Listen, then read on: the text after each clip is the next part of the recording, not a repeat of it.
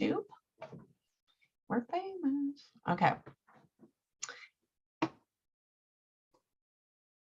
Good afternoon and welcome. I am Jessica Carroll, the program lead for Measure 110, and I will be serving as your facilitator for today's meeting. The Oversight and Accountability Council welcomes and encourages community input. Members of the public are invited to submit public comments or get on our interested parties email list by emailing oha.measure110@dhs.oha.state.or.us. That email address and more information about the council can be found on the Measure 110 OAC website. That link is going in the chat along with the email address I just mentioned. OAC members have asked that OHA and other staff who are present in the meeting space introduce yourselves in the chat. Please share your role with the agency, and if you are a subject matter expert, your area of expertise. All right, and with that, I'm also going to state that because this is a voting subcommittee meeting, we will be asking for statements of conflict of interest before each county and before each organization is discussed. So if you have one, please indicate that when asked. You will turn off your camera and your microphone, and we will alert you in the chat when you are free to come back. And thank you. Gina, could you please call roll?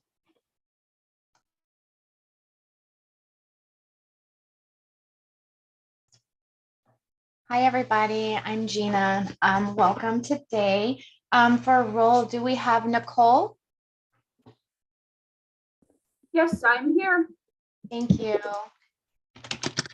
Morgan? There we go. Hi. Hi. Do we have Blue?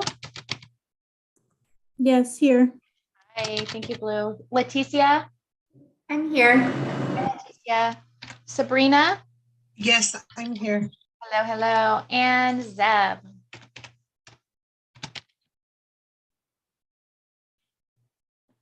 No, Zeb?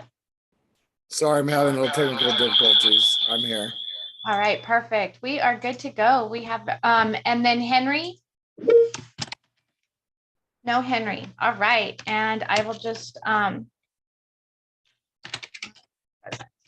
we're good with the subcommittee being present. All right, so I believe we have 6 members, if I'm counting correctly, which gives us quorum. So today we are going to be going over, first we're going to be talking about that parking lotted organization. And if Sydney, you can please tell us what organization that is. I believe it is in Malheur County. Real quick, sorry, I forgot to. It is Malheur County Lifeways.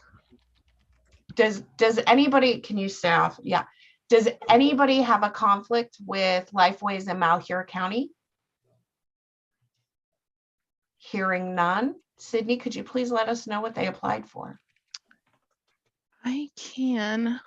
According to, I was just pulling up the application to be sure, but I believe they applied for all services.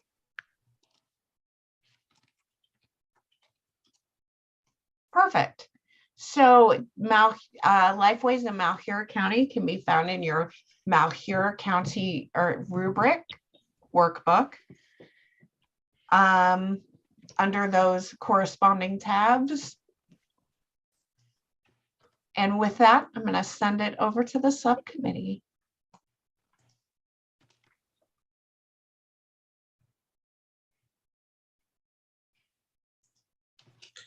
Did we get more updated information about this county or this organization?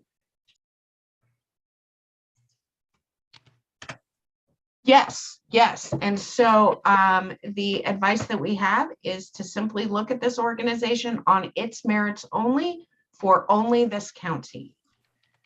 We cannot discuss nor consider anything outside of that.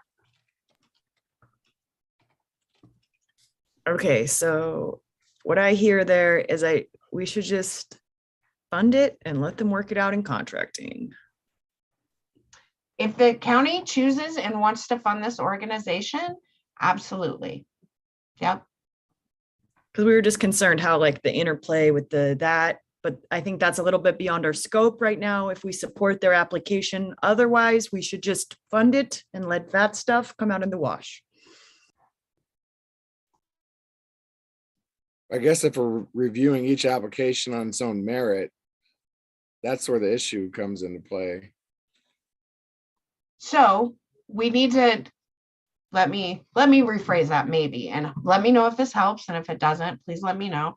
So we need to evaluate this application on what the applicant said they can do and can provide. If there are ancillary things, right, where they don't speak on how they will do or provide that, then that is not going to be considered in this instance. Yeah, my concern or my just, and everybody can vote without me, but I didn't know that we were going to talk about that this morning and that we were going to have a response for that as of today. We can, if the council would like to, we can again parking lot this and I can get some written advice, which is what I think I told you I was going to do. And so I just want to own that. So I have the advice that we got in my head and it is not in writing for you all. And I'm going to own that and say, if you would like to parking lot this again, you are more than welcome to do so. Blue, I see your hand. Yeah, I was just gonna add by asking that when the written advice is given, that this is added to the agenda for whatever meeting we're going to unparking lot it, just so that we can also be reminded ahead of time that it's coming. Absolutely, Blue. You are spot on. This is, I am owning this 1,000,000% right now. Thank you for your kindness. We will get you that written advice, not just the advice in my head. We will get it on the agenda for the next subcommittee. And I think, that's very good points. Thank you. Thank you. And apologies. All right. So with that, the first county that we're going to be talking about today is Lincoln County. If anyone has a conflict of interest with Lincoln County, please state it now. I'd like to declare a conflict with Lincoln County. Okay, so for the entirety of Lincoln County, Zeb, we're going to ask that you turn off your microphone and your camera, and we're going to go ahead and let you know in the chat when Lincoln County is over. When we are done evaluating Lincoln County, and it's probably going to be a while. We have 2 Lincoln County workbooks. So if we go to our Lincoln County 1 workbook, we can see that we have 5 organizations there. The first organization that we're going to talk about is Boulder Care. Would anyone like to declare a conflict with Boulder or for Boulder Care? I have a conflict of interest with Boulder Care, and I'll go ahead and turn off my camera and mute myself. Thanks, Leticia. We will see you soon.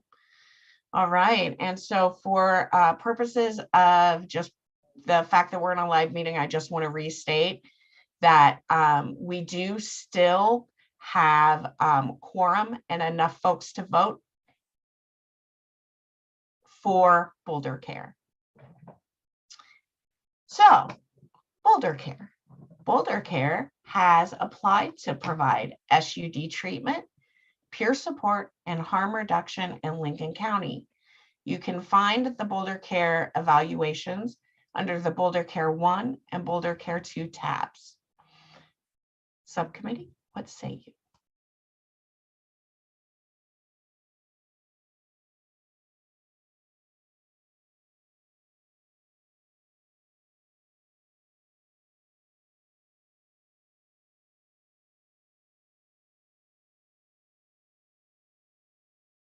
Blue. So I just I don't know. I've noticed that there are a lot of in-person options and a lot of resources that are a lot more locally based than Boulder Care. And I know that's not always the case in some of these counties, but I think in Lincoln County, it doesn't necessarily make a lot of sense to fund Boulder Care.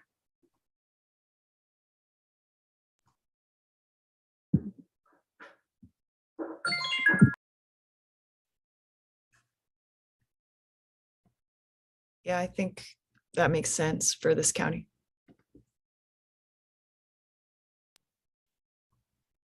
Any further discussion?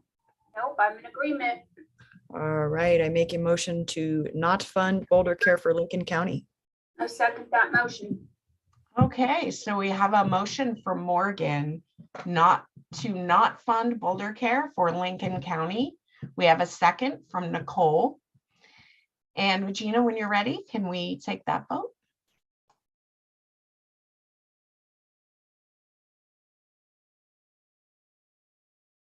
Just a quick question for my team. Is everyone getting the motion and the second motion and I just need to worry about the vote, or am I asking for the motion? Okay, we got it. Okay, we're good. Let's take a vote. Nicole, how do you vote? I vote yes to not fund Boulder Care in Lincoln County. Thank you. Morgan, how do you vote? I vote yes. And Blue, how do you vote? Vote yes to not fund. Thank you so much. And Leticia, how do you vote? Leticia is out due to a conflict of interest. Correct. And Sabrina, how do you vote? I vote yes. Okay, we have 4 for yes and 2 conflicts. All right, so the vote passes. Thank you. Thank you, Gina. All right, so the next applicant for Lincoln County is Chance. Chance, does anyone have a conflict of interest for Chance in Lincoln County? Hearing none. Chance, it has applied to offer peer support, housing, and harm reduction in Lincoln County. Their evaluations can be found under the Chance 1 and Chance 2 tabs in your Lincoln County 1 workbook.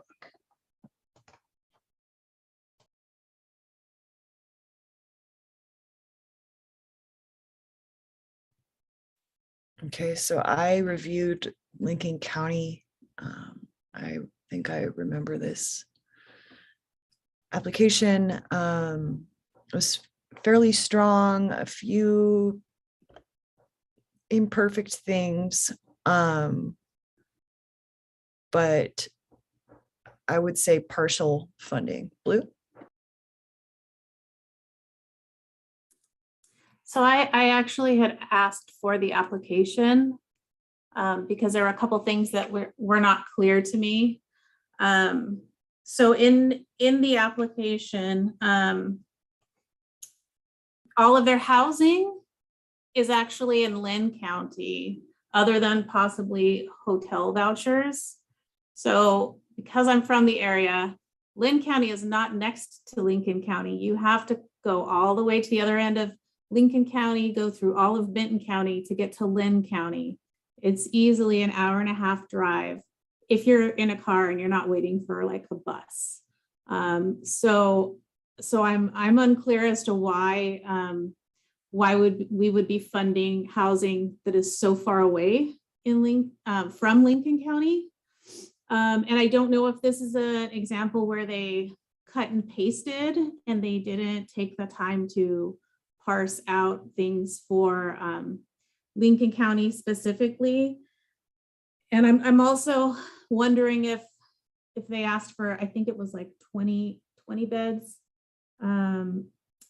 at their shelter, but I'm just wondering if this was the same ask for another county. I'm not sure if we're possibly double funding something, but I'm very concerned about the housing element because it just, I know like in very rural counties, sometimes, there isn't housing or shelters and they can, go adjacent to a different county, but this really seems like not the best use of money or resources. So that was probably my biggest concern. Thank you, Blue. Sabrina. It's hard for me to look at the rubric and then also make sure you guys can hear me on the computer. My concern was the harm reduction piece, because it says they do have like naloxone and Hep C, HIV treatment, but I also know that those services can be provided at other places, and it doesn't really go in depth in what other kind of harm reduction, like other kind of harm reduction practices that they're going to use. Can you hear me okay? Yeah. Okay.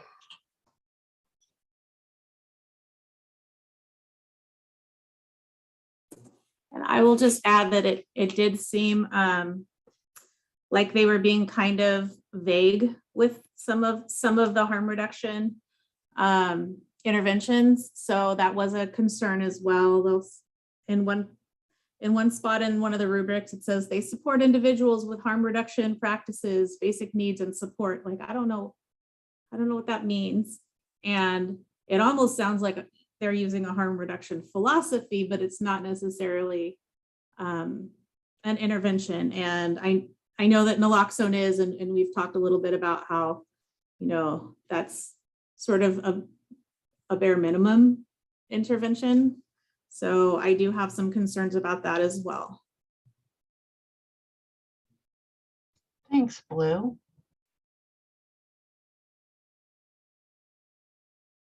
Other discussion?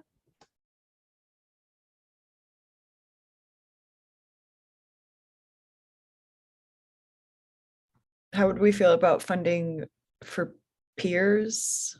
Or I don't know how to proceed. I mean, I would have never noticed that housing thing that you brought up, Blue. I'm just not familiar enough with the region, and that seems super concerning.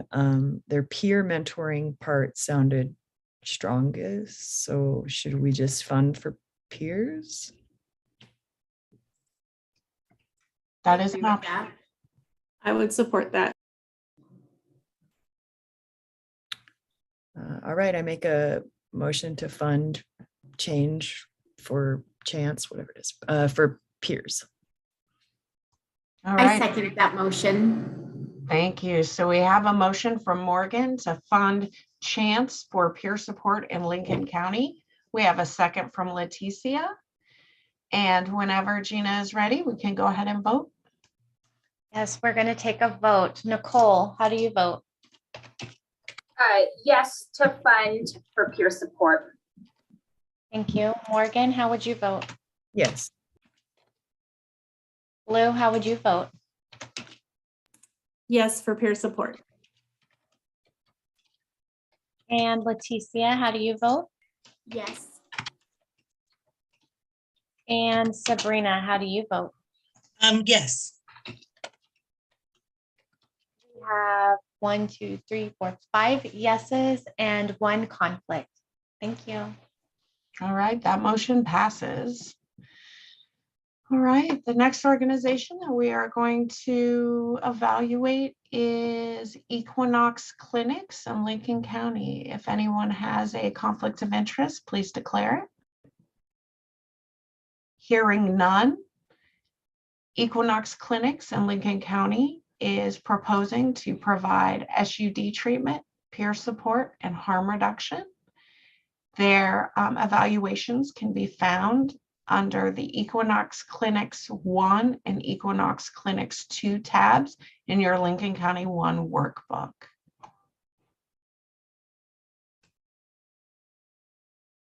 I remember this application. I felt very strongly that we should not fund it. It had a very strange emphasis on urinalysis, overly punitive medication for assisted treatment regulations beyond our already punitive legal requirements. And yeah, just generally the tone of it and like making people come to the clinic. It was just punitive, overly punitive. not low barrier, MA2. Thanks, Morgan. Sabrina? Yeah, I just want to agree with that. By reading the first budget line of the rubric, the first budget question of the rubric by one of the evaluators gave really descriptive information of why we should not fund it. So I would be in agreement with that. Thank you. Blue? Yep, I am in agreement, and I did notice that there, it didn't seem to be any clear timelines. There were a lot of really vague statements. And they were also requesting 100% salary for all of their employees, even though they get reimbursement, and it just overall didn't seem to make a lot of sense. So just wanted to add on a couple of things that really stood out to me. Thanks, Leticia. Yeah, I'm also in agreement with what's been said so far. I specifically remember that there were a lot of vague areas, specifically around the timeline. And then in the harm reduction section, there was mention of like naloxone would not be kept on hand. It would have to be ordered. And so it'd be an obstacle to providing it at that moment when the client needs it. So yeah, that's what I have to say about it.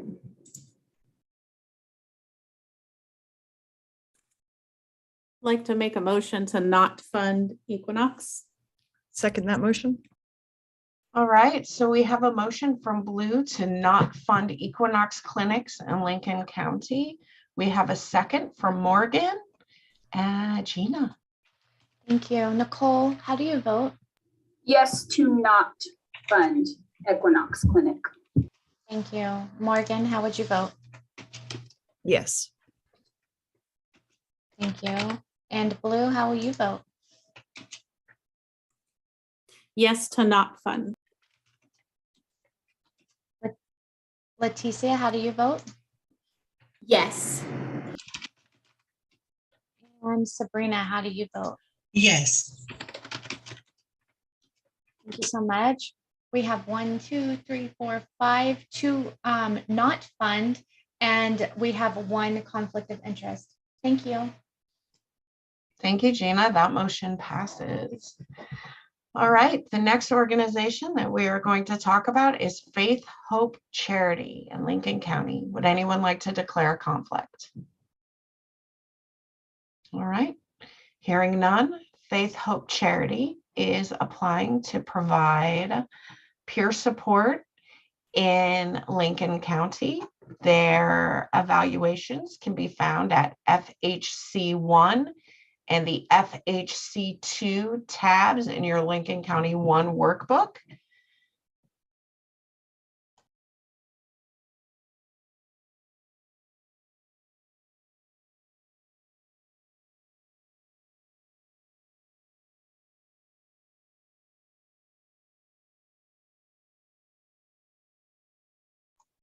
Sabrina. Yeah, one of my concerns from the evaluator was that they didn't actually request enough money to make it a livable wage for the staff. Thank you, Sabrina.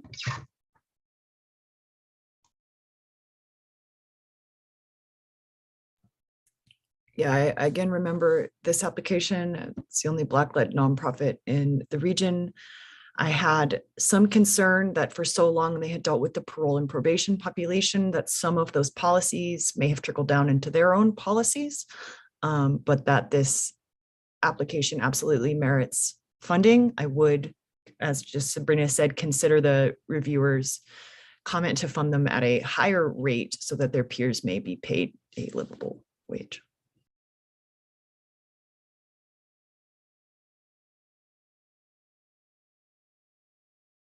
Blue. So I did not request the budget, but another thing that I did see was that the funding that they asked for would only allow peers to serve 7 individuals at a time. And so I don't know, you know, how much money they're asking for to be able to serve a handful of folks. So that would just be my other concern on that, but I definitely feel like it would be great to be able to have culturally specific services for folks. But I don't know if the budget is necessarily realistic. And so that would definitely just be another point, is if they're only serving 7 people at a time, the cost should reflect that as well. Thank you, Blue. Sabrina. Yeah, I would like to put a motion on the table to fund them, but with conversations around the livable wage for their staff, and possibly to make sure that the ask represents the amount of people that should be served in alignment with the Chapter 944 rules. All right, so I'm hearing, and let me know if I'm hearing this correctly, I'm hearing a motion to fund Faith Hope Charity with special attention on their budget and wages. Would you like to restate that? Okay, so I would like to put a motion on the table that to vote for, I will let somebody else, I will withdraw my motion and let somebody else make it. Thank you, Sabrina.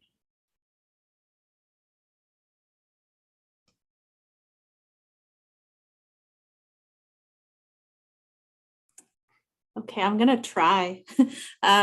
Make a motion to, oh gosh, what was it? Faith Hope Charity? Okay, a motion to fund Faith Hope Charity.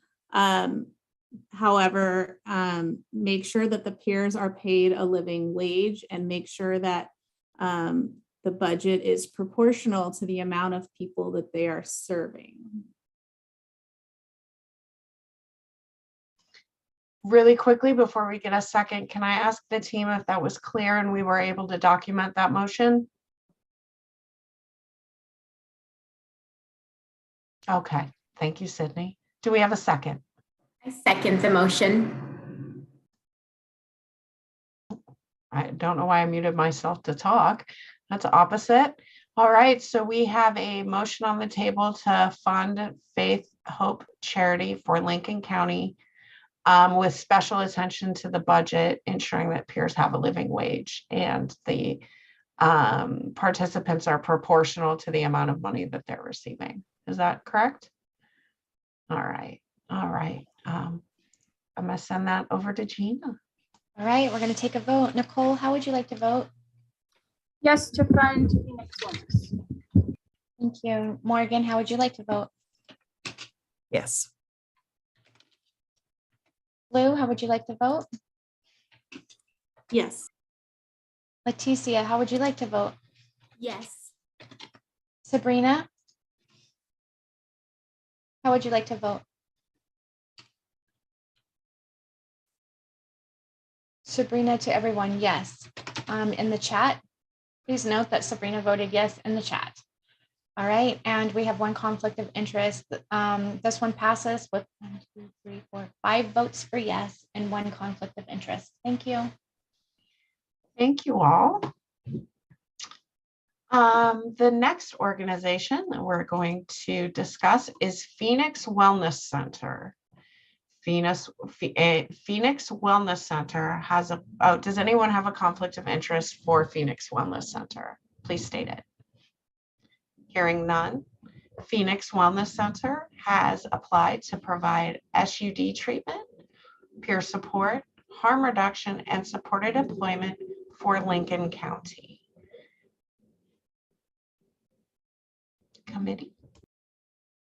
I remember this application. It was in high alignment with Measure 110 to a very high degree out of all the applications that I read, especially strength in their outpatient and peer services and cultural specificity. Thank you, Morgan. Sabrina. I apologize, it's hard for me to toggle back and forth, but from both of the recommendations from the evaluators, there were strong yeses. One was even to fully fund. And the only like downfall that I could see per the rubric was the implementation and the timeline. Other than that, like they were mainly strengths in the applications or in the rubrics. Thank you, Sabrina. Anyone else?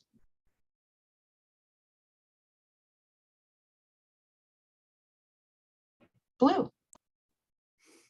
So there are notes in at least one of the reviews, and this is sort of beyond my level of understanding, but it says that they're asking for the full cost of new staff, but some of the services they provide are offset by billable services. And so I don't know how that works, but I think that that's a valid concern that, you know, should definitely be worked out. It shouldn't keep them from getting funded, but that is a valid concern that I would like to see addressed. Thank you, Blue. And as with any contract that OHA enters into, everything will be negotiated and everything will be ensured that no one is supplanting as per Senate Bill 755. Sabrina. I apologize. I think my hand is still up. I was looking at the rubrics. No worries. No worries.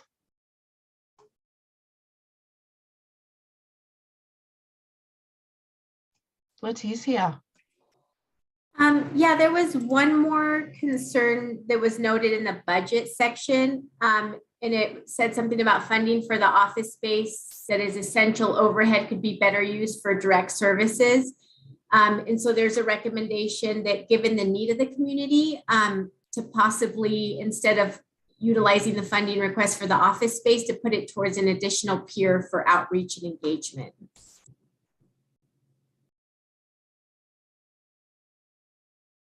Thank you, Leticia.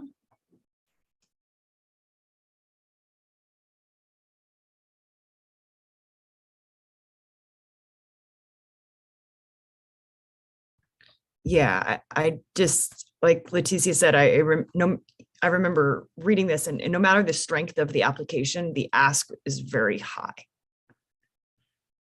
So,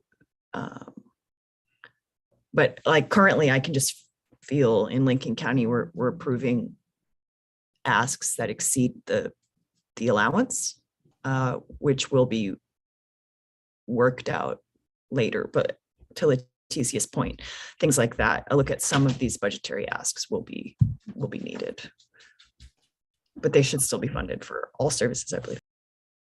Absolutely. And just to point on that, Morgan, and there are going to be some counties where, you know, more is approved for than, you know, people, you know, then there is money, right? Which is usually the case. So that will all be worked out on the back end for sure.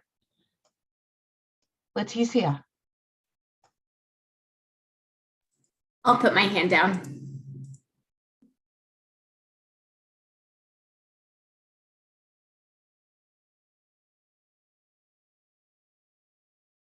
So should I make a motion to fund them, or yeah, with any special conditions, Blue, or does that get worked out in contracting? Yeah, it sounded like that would get worked out in contracting. I just wanted to bring it up because I'm never sure. And so I just wanted to throw it out there anyway. Okay, I make a motion to fund Phoenix for all services. I second that motion. All right, so we have a motion for Morgan to fund Phoenix Wellness Center for in Lincoln County. We have a second from Leticia. Gina, when you're ready. Yes, Nicole, how would you like to vote? Yes, to fund. Morgan, how would you like to vote? Yes. Thank you. Balloon, how would you like to vote? Yes. Thanks so much. Leticia, how would you like to vote? Yes. Thank you. And Sabrina, how would you like to vote? Yes. Perfect. That is 5 for a yes, 1 conflict of interest, and Phoenix Wellness Center passes for funding. Great. Thank you, Gina. Thank you all. Okay, so that is going to conclude our Lincoln County 1 workbook. That will bring us to our Lincoln County 2 workbook. Oh, I opened it on the wrong page. Okay, there we go. I want to just give everybody a minute to get their workbooks out.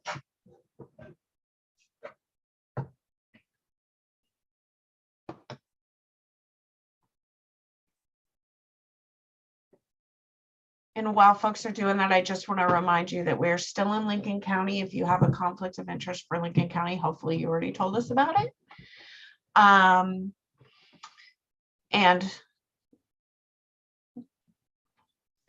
I have a random question, Jessica, but I just wanted to make sure when we have a conflict of interest, we're only conflict of interest with the organization unless it is a conflict of interest with the whole county, correct?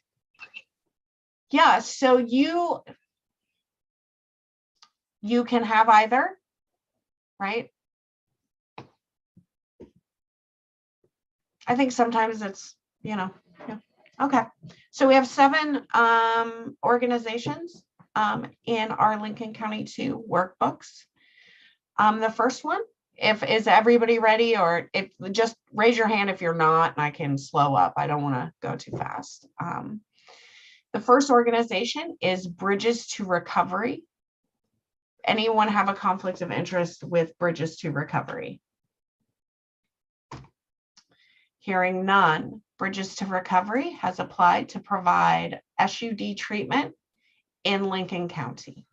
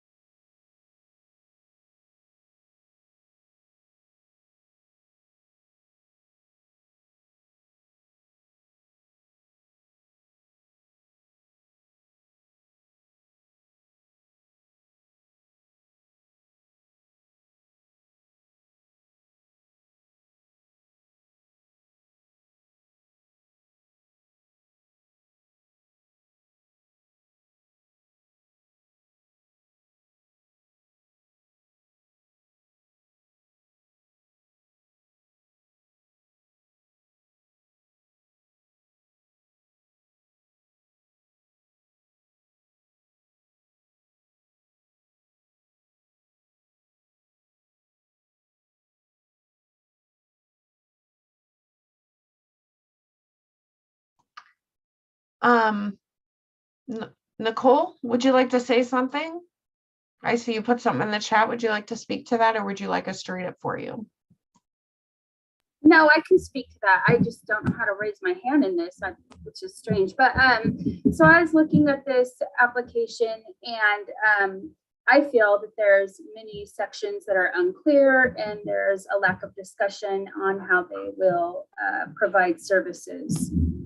So it seems pretty vague to me. Thanks, Nicole. Are you on your phone, Nicole, or on a computer? No, I'm on a laptop. Are you not seeing the option under reactions? Maybe I didn't. Oh, okay. Nope, there it is. Just kidding. Okay, no worries, no worries. Hey, we're all learning. We're all learning. Thank you for your comment, Sabrina. Yeah, I would have to agree with Nicole because one of the rubrics definitely says no, there was some missing information that important missing information from there. So I would definitely, I just wanted to point that out. Thank you. Thanks, Sabrina. Blue. So I did see some conflicting information in that there was one place in the rubric where it said that they're losing their funding, I think August of 2022. And so they're asking for funding to essentially continue providing services. And then I also saw comments that were saying, well, there's all this new staff and they're not justifying like double the amount of staff. And without doing a deep dive, I'm not sure if maybe the person misunderstood and it's really like the same amount of staff. They just now have no other way to pay for those staff, or if it isn't truly like doubling the amount of staff. kind of hard to tell, but are you able to say what the ask is, Jessica?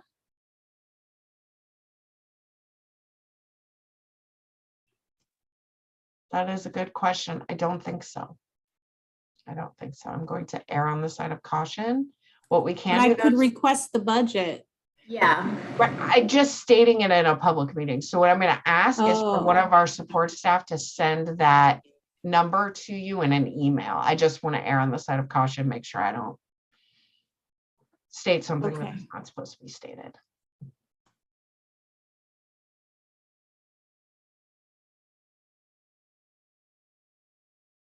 Looks like Sydney's asking, do you want the entire budget or do you just want the amount? Or do you want both? Sabrina? Yeah, and one of the rubrics, it says that the diversity and inclusion questions where they should be yeses or all nos as well.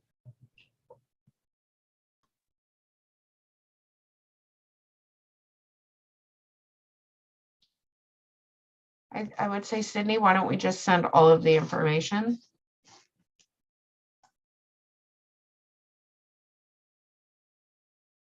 And if you would like, we're going to take a break in about 5 minutes. If you'd like to take a break while we get you that information, we can do that. Up to you completely.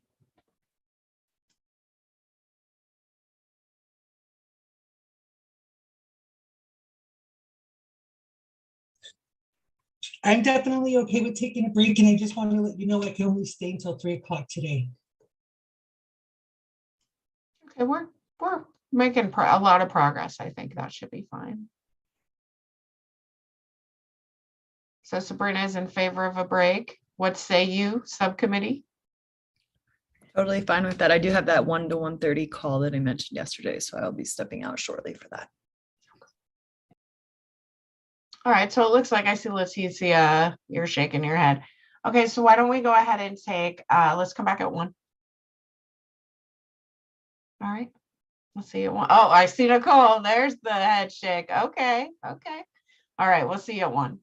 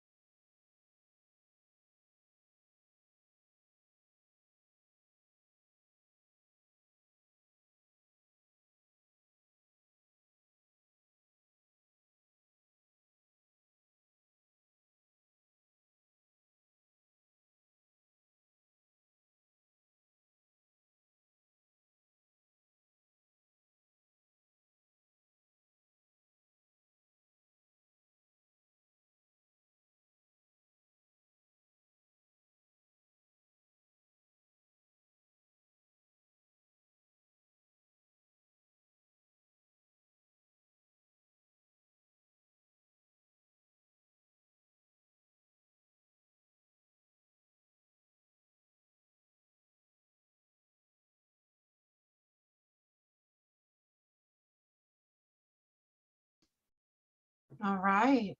Welcome back, everyone. It is time. Oh, I see we have Sabrina. We have Leticia back with us. Isra.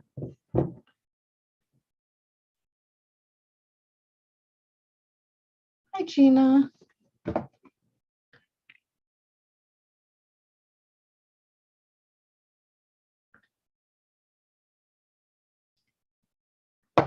Nicole.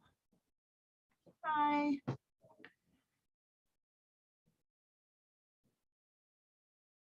I know not all of us are able to be on camera. Can I get a thumbs up or a heart? Preferably a heart.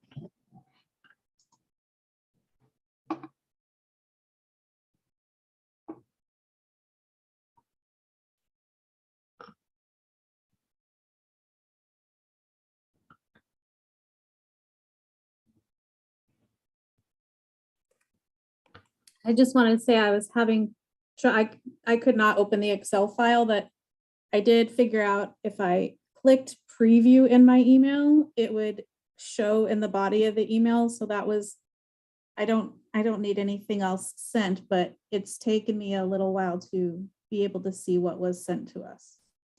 That is fine. Yep. Go ahead and take your time reviewing. Apologies for the Excel file. I know my Excel has been acting up recently, so I don't know if it's like a blanket thing, but. Yeah, I also had the same problem and I didn't see the budget narrative in there. Could we get that as well? I think it would just clarify a couple of things for me.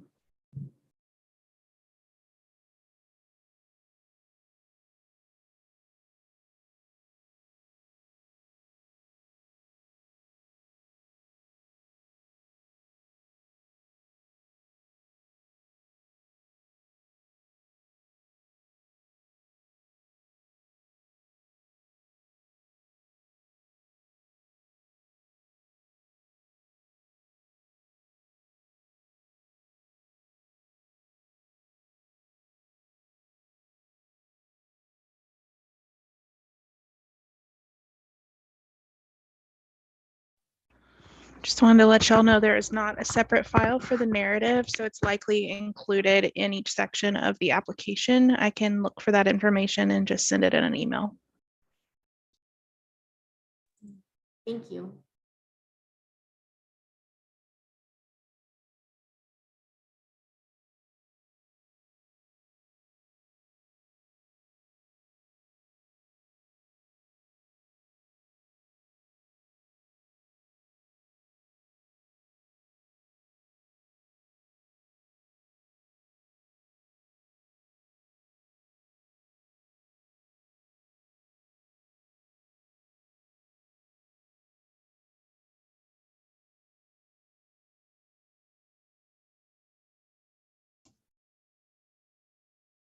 I also want to remind the subcommittee, once we get those files out to you, if it seems like it's going to take a little longer, we can always table this and come back to it. But also you can go ahead and review in subcommittee if you choose. Can I also thank Sydney for her quick hands sending this stuff out to you? Yay, Sydney. Oh, you're getting hearts and claps and all the things. Yay. And I just got to add, Sydney never seems pressured about it. She does it cool as a cucumber, and I totally admire that. That's Sydney, cool as a cucumber. Absolutely. Blue. Yeah, I feel like this, I personally, like, I might need to parking lot this. And I actually would like to get the Excel budget as a PDF. Only I tried saving it and reopening. I tried everything, and the preview within my email is small, and I'm not able to fully scroll and look at the budget. So yeah, I definitely would just need a little bit more time for this one, and another file, please. Oh, Sydney is oh, I'm sorry, Sabrina. I don't know how I missed that big hand on your. I Where? can wait until Sydney is done if she has something to add. I was just going to say that the narrative is not included in the application. I just did a quick scroll through of it. So it doesn't look like they included a narrative other than what's in the budget. I would caution against getting a PDF of this budget because it's multiple pages and they all seem very different. So what I'm going to do is try to get the original file that was submitted to OCMP, and then I will forward that to all of you once I receive it. All right. Thank you, Sydney. Yeah, I was just going to agree that I think we should table it as well. And with the fact that we will know on the agenda when we're going to be recircling to it.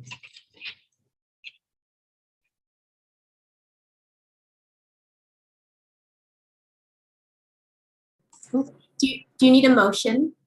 I do. We do need a motion. Thank you. I would like to make a motion to parking lot bridges to recovery program until we get the files in order to review the rubrics and application. All right. I second that. Okay, so I hear that we have a motion to put bridges to recovery for Lincoln County in the parking lot. And so we have that from Leticia, and we have a second from, who seconded that? Nicole. Okay, sorry, Nicole.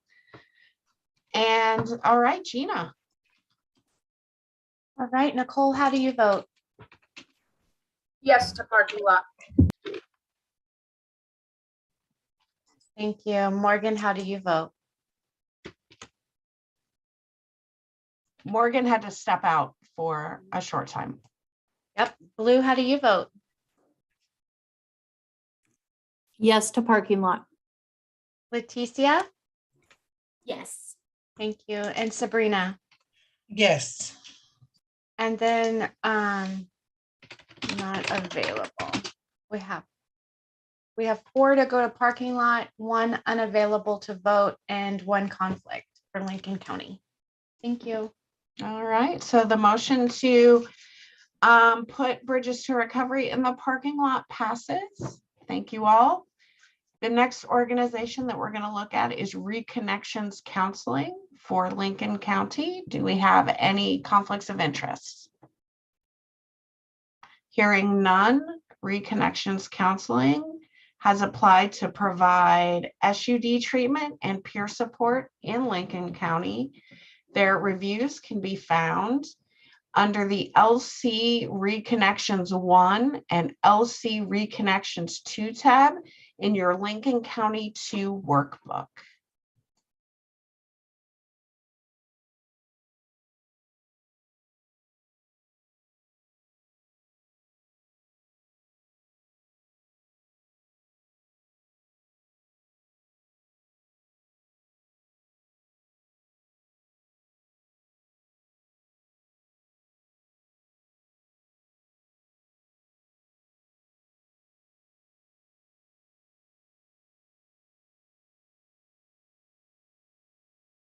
Leticia.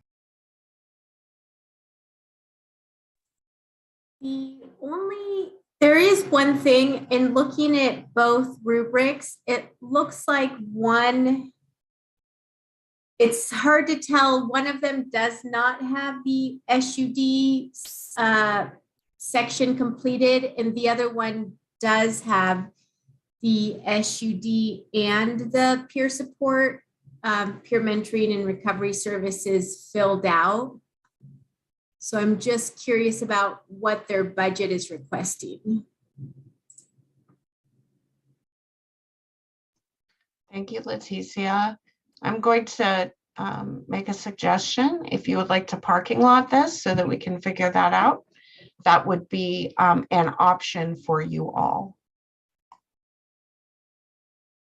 Blue? And I think this is one of the organizations that we had to get the revised spreadsheets because if you looked at the name at the top of the original ones we were sent, it was not for this organization. I don't know if that would solve your issue, Leticia, but that might be why you're seeing different things. Oh, is everyone not seeing different things? Good, good, good, good. Can we? Okay, let me go to the last email that I got and I'll make sure that I'm in the correct one because it might be me. All right, all right. No, it's not you, Leticia. I got I have one with the SUD section filled out and one without the SUD section filled out. And so I'll go back and look at my emails too, but I believe this is the most current one.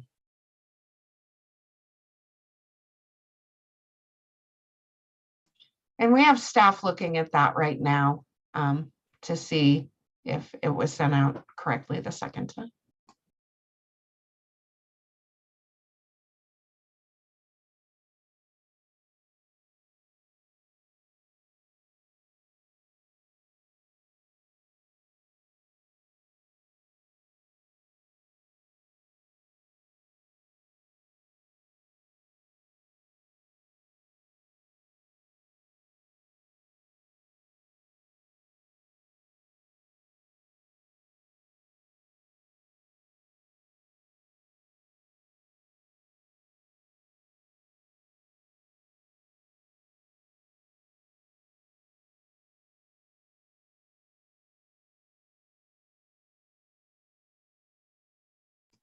Sydney?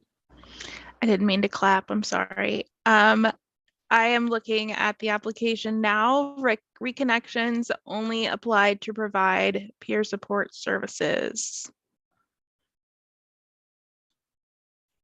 Okay, so it looks like I am looking, okay, there is just an issue with my spreadsheet, so thank you. So we will evaluate them for their peer support services.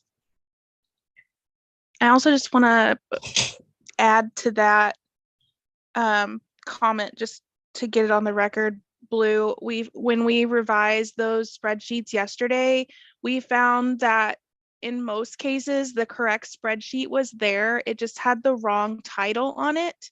So I just wanted to encourage, if you are looking at that, for whatever reason, they just all merged together, but the information is correct. It's just the title at the top that was incorrect. Thank you, Sydney. Sabrina.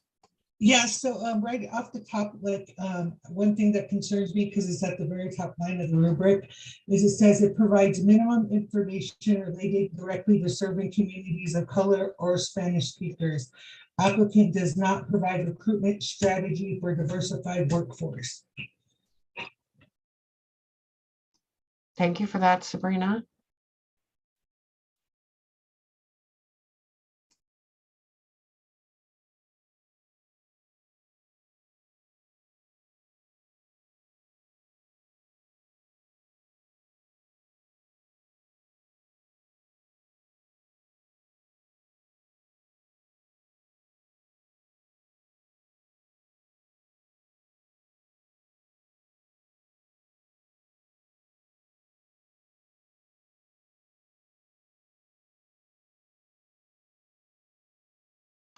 I'm sorry, Sabrina, did you have another comment? All right, Nicole. So looking at the application in reconnections from the first evaluator, where we the peer service section, it says if an individual relapses, peer work appears guided toward increased services that lead to treatment and recovery rather than increased contact that leads to understanding of individual need. And then they go on to say applicant to provide more clarity on how relapse is approached without preconceived goals of needing more treatment or additional services. I think this is a little bit concerning for me. I feel like folks who are seeking out peer services, shouldn't be pushed towards treatment or some type of recovery. Thank you, Nicole. I'm seeing a lot of hearts and thumbs up and a lot of agreement from the subcommittee. And yeah, there's Sabrina's thumb up. Would anybody, is there any more conversation or discussion or a motion?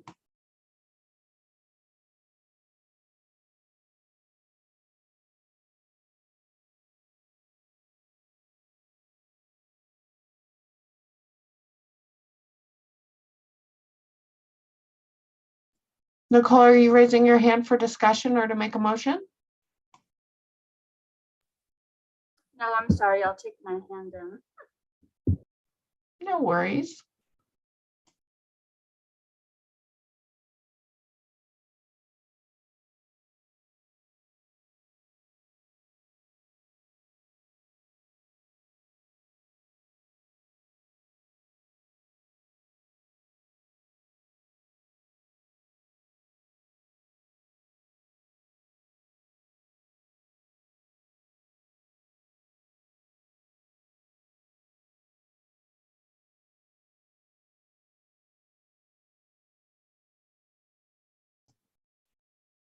How are we feeling out there?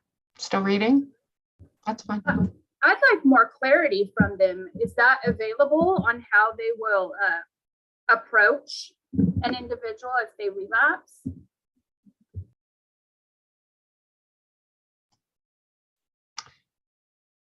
So Nicole, I think that is something that you could do. However, I do believe that that information would need to, like, we can only really look at what they put in their application. Okay, thank you.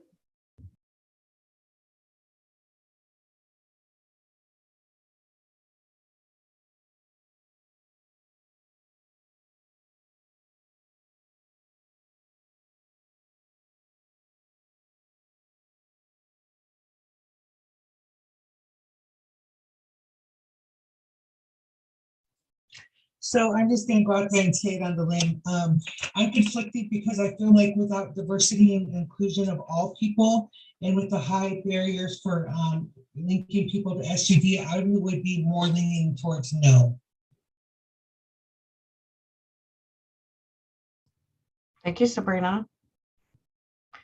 Everyone, real quick, I just need to step out just to go let some workers into my house. So I will be right back. If somebody could just take over just for 1 minute, that would be great. Thank you.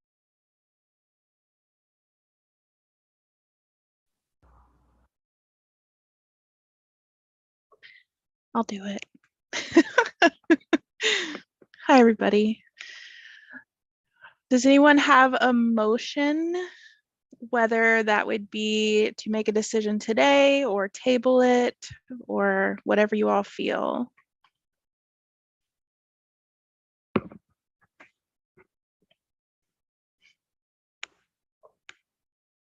Before I make a motion, I just wanted to see, like, gauge the room, like how everybody else is feeling, their thoughts about it. Yeah, definitely. I'm conflicted. I feel like it's more recovery led than like recovery driven than peer driven. So I'm a little bit conflicted. I'm conflicted as well because then that would only be serving one part of the population instead of serving the full spectrum. And in some contexts, that would be okay, but with the added addition of they're not diversified or inclusive of other races outside of Native American, I believe it says, then it makes it hard for me to lean towards yes.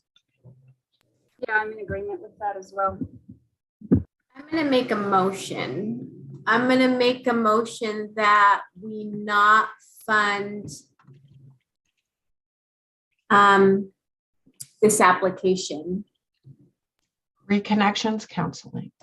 Reconnections counseling. Thank you. I second that.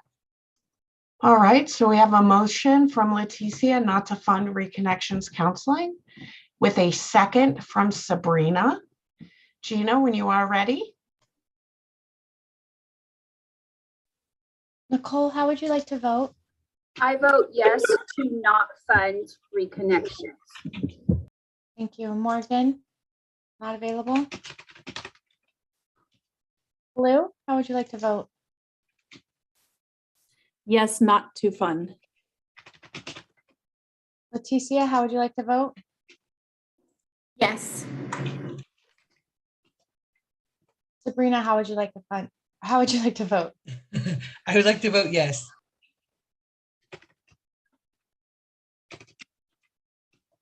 All right, and looks like we have 4 votes for yes to not fund, 1 conflict of interest, and Morgan is not available. All right, so that vote passes. Okay, the next organization that we are going to consider for Lincoln County is Samaritan Treatment and Recovery. Do we have any conflicts of interest with Samaritan Treatment and Recovery for Lincoln County? Hearing none, Samaritan Treatment and Recovery has applied to provide SUD treatment and peer support in Lincoln County. Their evaluations can be found under the LC Stars 1 tab and LC Stars 2 tab in your Lincoln County 2 workbook.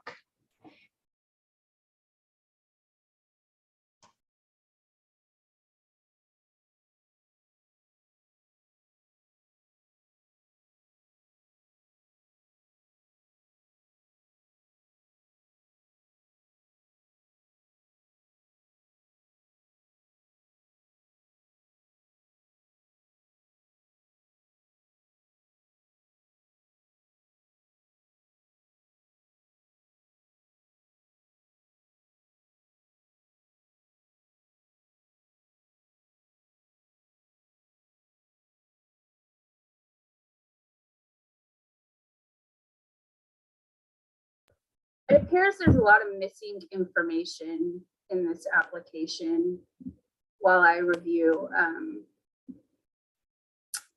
evaluators 1 application. There's like not a timeline for hiring staff. Applicant did not explain how peers will be introduced to individuals. Thank you, Nicole.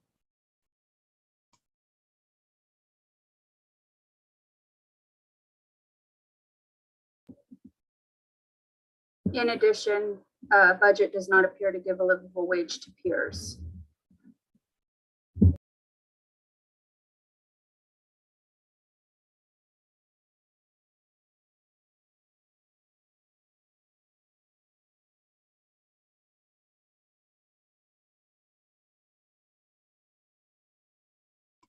Blue.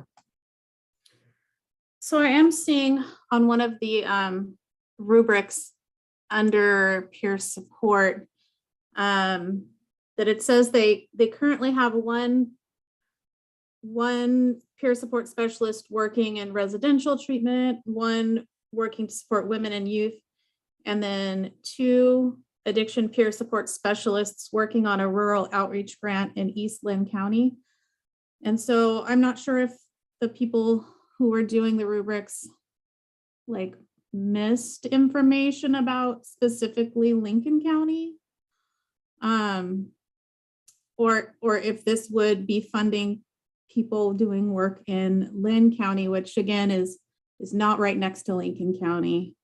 It's got Benton County in between it. So yeah, I almost feel like we might want to parking lot this to have a chance to look at the application. That is an option. Is that a motion or just a thought? Just a thought for me right now. I'm trying to look through the one rubric that I printed because I didn't get the revised one until after I had left the office.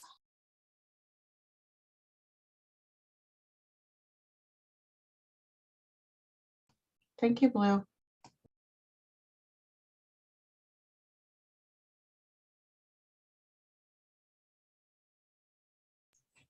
I just wanted to throw it out there. There is a lot of good stuff though from the evaluators also in the rubric.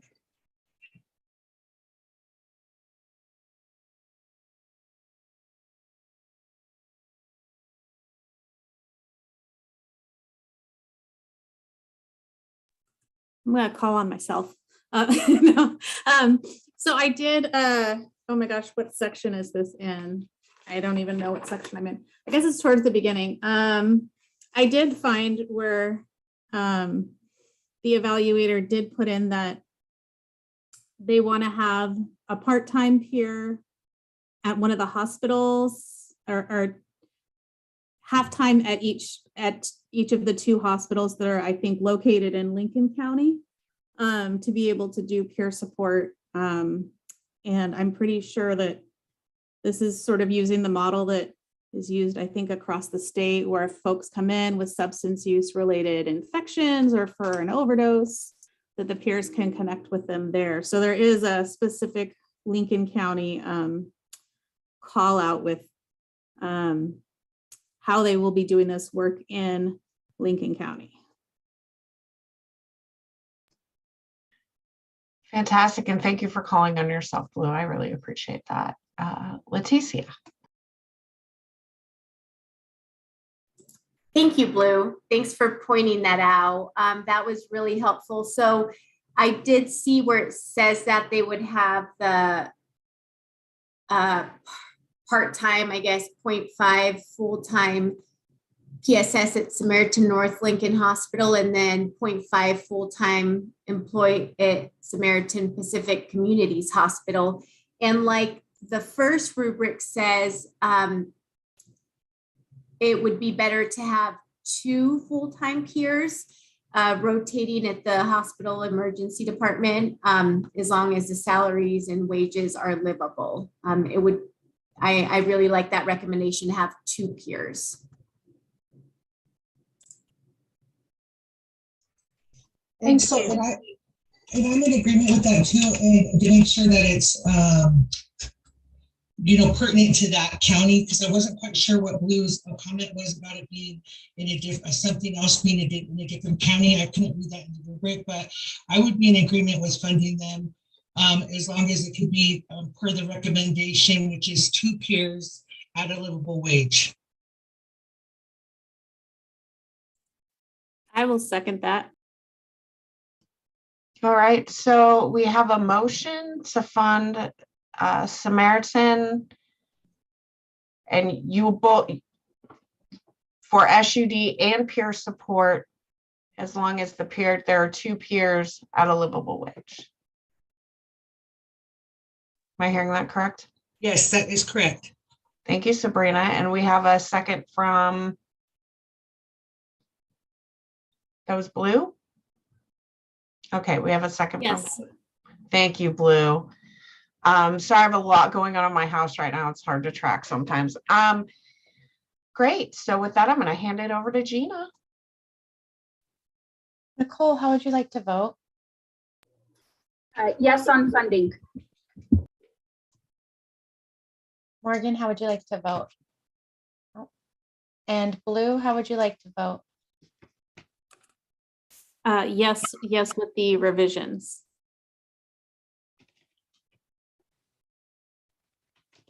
And Leticia, how would you like to vote? Yes. Sabrina, how would you like to vote? Yes. All right, we have 4 for yes, and we have 1 conflict of interest, and Morgan has stepped out.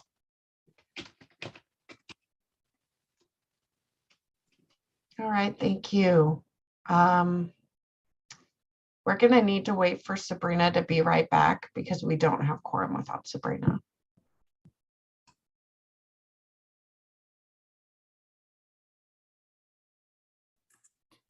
Do we have Coastal Phoenix next? Okay, then I'm just going to take a look at those while we're waiting. All right. Jessica, do you know how long that might be? Maybe I have time to take my dog outside real quick. I don't know. And actually, I miscounted. We do actually have quorum. Oh, okay. That's my fault. The next is Coastal Phoenix Rising. Do we have any conflicts of interest? Hearing none. Coastal Phoenix Rising has applied to provide housing in Lincoln County. There's Sabrina. Sabrina, we're on Coastal Phoenix Rising. Okay. Conflict of interest? Okay, perfect. Coastal Phoenix Rising can be found on the LC Coastal Phoenix 1 tab and the LC Coastal Phoenix 2 tab.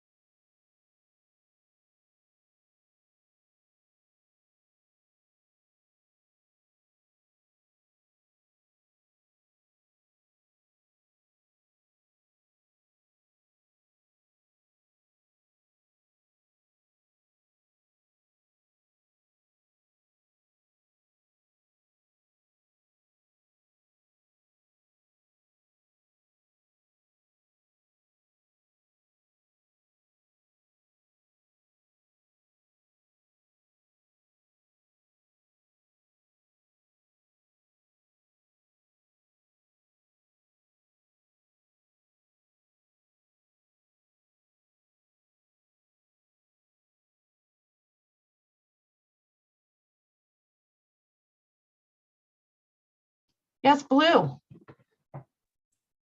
So I guess I just want to get some clarification because I dove into one of the rubrics and is it okay for us to discuss things right now? We're good, right? Yep, that's where Okay. we're at. I just wanted to double check. My attention span is getting shorter by the minute. I like that they it seems like they have a housing first approach, or at least they will work with people based more on their behavior than whether or not they're using substances.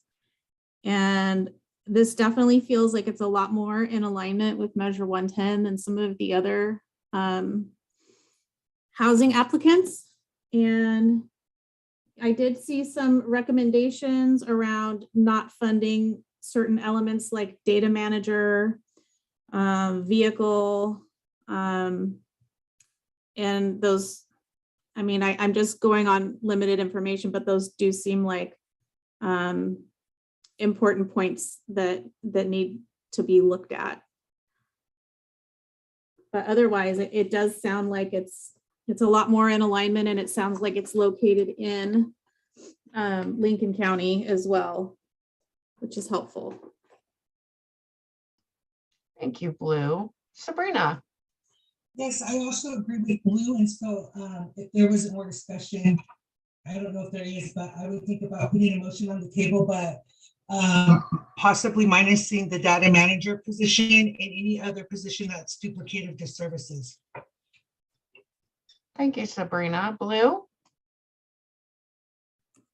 Yeah, the only other thing that I'm seeing in here is just that they were going to partner with an organization which we did not fund, but it seems as though for peer support, but it seems as though since we've talked about MOUs between actual burn providers, that they could then work with whoever else we fund for peer support to be able to, I think it was, peer support within housing. So I feel like even though they might not partner with that organization, it sounds like they could just as easily partner with whoever we do fund for peer support.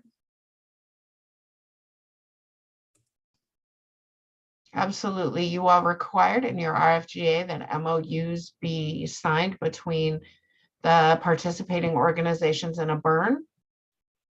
So you're correct.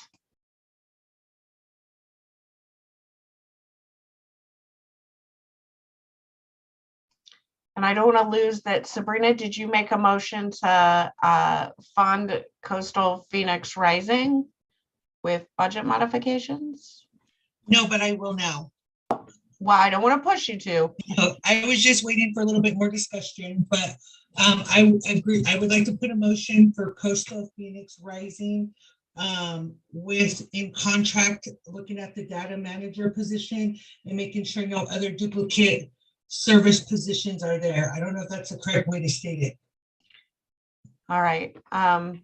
So if we could restate it in a way that's a little shorter, maybe and a little more. It's okay. It's okay. Leticia, did you want to say something? Oh, okay. So what I'm hearing, Sabrina, is possibly that you are making a motion to fund Coastal Phoenix Rising, while also you're looking for a motion to fund Coastal Phoenix Rising with consideration on their personnel. I will withdraw my motion and let somebody else make the motion now.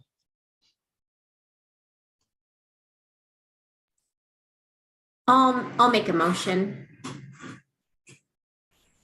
I make a motion to fund Coastal Phoenix Rising. And the recommendation is to look at staffing. Did I say that right? Sabrina is nodding. Yeah. I second that. All right. So we have a motion from Leticia. We have a second from Sabrina. Gina. We have a motion from Leticia and a second from Sabrina. Right. Okay. Sorry. I heard, my brain heard that backwards. I apologize. Nicole, how do you vote? I vote yes. Morgan, are you back yet? All right. Lou, how would you like to vote? Yes. Leticia, how would you like to vote? Yes. And Sabrina, how would you like to vote? Yes. Thank you so much. We have 4 yes, 1 not available, and 1 conflict of interest for Lincoln County. Thanks, everyone. Thank you. Thank you. Next, we have Lincoln County Harm Reduction Program for Lincoln County. Do we have any conflicts of interest? Hearing none. Lincoln County Harm Reduction Program for Lincoln County has applied to provide harm reduction. These evaluations can be found on your Lincoln County HC1 tab and Lincoln County HC, wait. Am I right? Yes. Sorry, Lincoln County HC1 tab and Lincoln County HC2 tabs. My Excel is being very weird, so I apologize for that.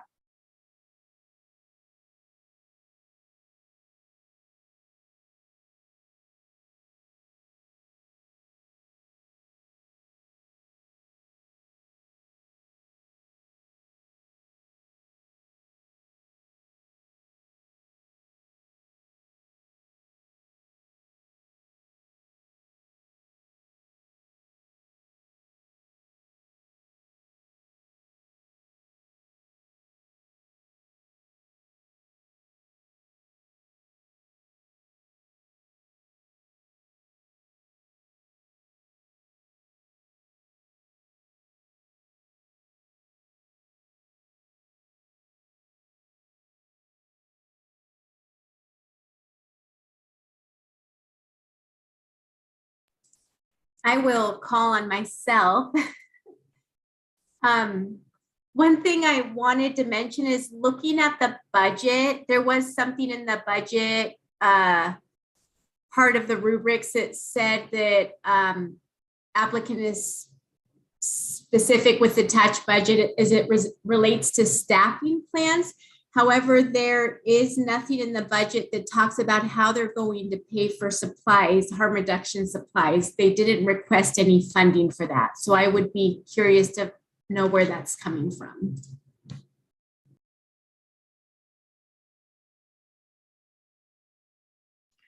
Blue, thank you for calling on yourself, Leticia.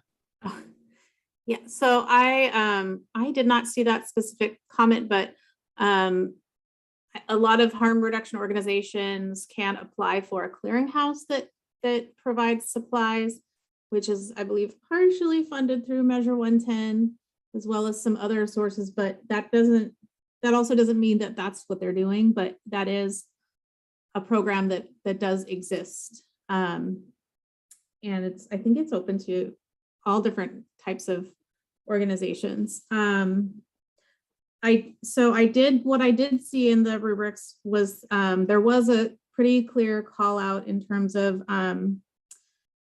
that they want to expand and add an additional harm reduction worker full-time, and then increase their nurse, their RN to full-time, so that they can go out into the field and do things like wound care. And it does also look like they provide comprehensive harm reduction. It calls out rapid testing for HIV and Hep C and syringe exchange. So it does sound like it's a pretty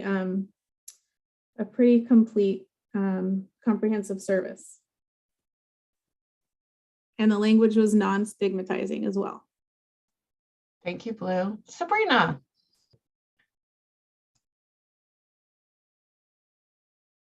Oh, Sabrina, you're muted. My only concern would be one of the evaluators called out that possibly the burn manager position was unneeded for this site. And so that would be their recommendation in funding. Other than that, I think it's really, really good.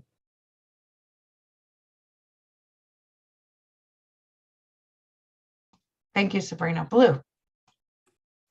So I think I just wanted to kind of piggyback on what Sabrina had said, because I think I've seen other applications as well where like one organization decides to fund the pay for somebody that is doing coordinating. And I don't know like if that's okay, if there's another system, because at the end of the day, if somebody was working to coordinate the burns, they would have to work at one of these organizations. But I don't know. I don't think we've really gone into anything so far about like a position similar to that. You know, like maybe it's not a good fit for it to be funded through this organization, but you know, could that be funded through another organization? I think, I don't know. I think it's just worth thinking about, because it does make sense to have somebody like that. I don't know if it makes sense for them to work at this organization or if that matters. Thank you, Blue.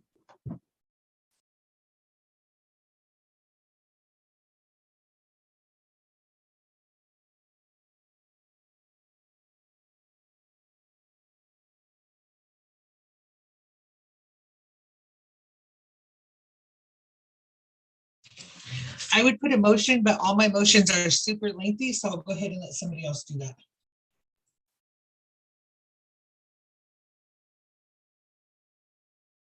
I will make a motion. I would like to make a motion to fund Lincoln County harm reduction in the area of harm reduction. Thank you, Leticia. I second that motion. Sorry, Sabrina. So we have a motion to fund Lincoln County harm reduction for harm reduction. We have a second from Nicole and almost a second from Sabrina. Gina, when you're ready. Nicole, how would you like to vote? I vote yes. Thank you. Morgan, how would you like to vote? I'm going to abstain. Abstain? Thank you. Lou, how would you like to vote? Yes. Thank you. Leticia, how would you like to vote? Yes. So much. And Sabrina, what's your vote? Yes. Thanks so much. We have 1, 2, 4 votes for yes, 1 abstain, and 1 conflict of interest for Lincoln County. All right, thank you so much. All right, the vote passes. The next organization that we're going to look at, and we have 2 more in this workbook, just calling that out, is the Confederated Tribes of the Silettes. Do we have any conflicts of interest? Hearing none, the Confederated Tribes of Silettes have applied to provide harm reduction services in Lincoln County.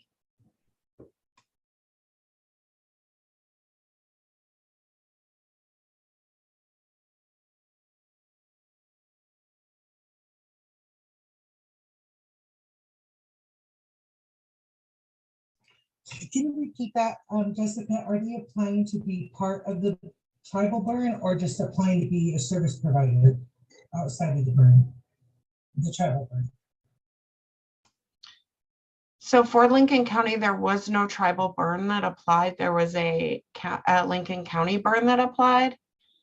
However, we are looking at these organizations individually. So if you like their harm reduction, there will be a burn in Lincoln County. And if if you choose to fund an organization, they will be in that burn. Does that make sense? Okay, good. Blue. I just had a question about the tribal set aside, which is if we vote to approve this, that doesn't exclude them from any tribal set aside. Would that be true? That would be absolutely true. The tribal set aside comes off the top and still provides, the RFGA still provides for tribes to apply in the competitive process. Okay, perfect. Thank you.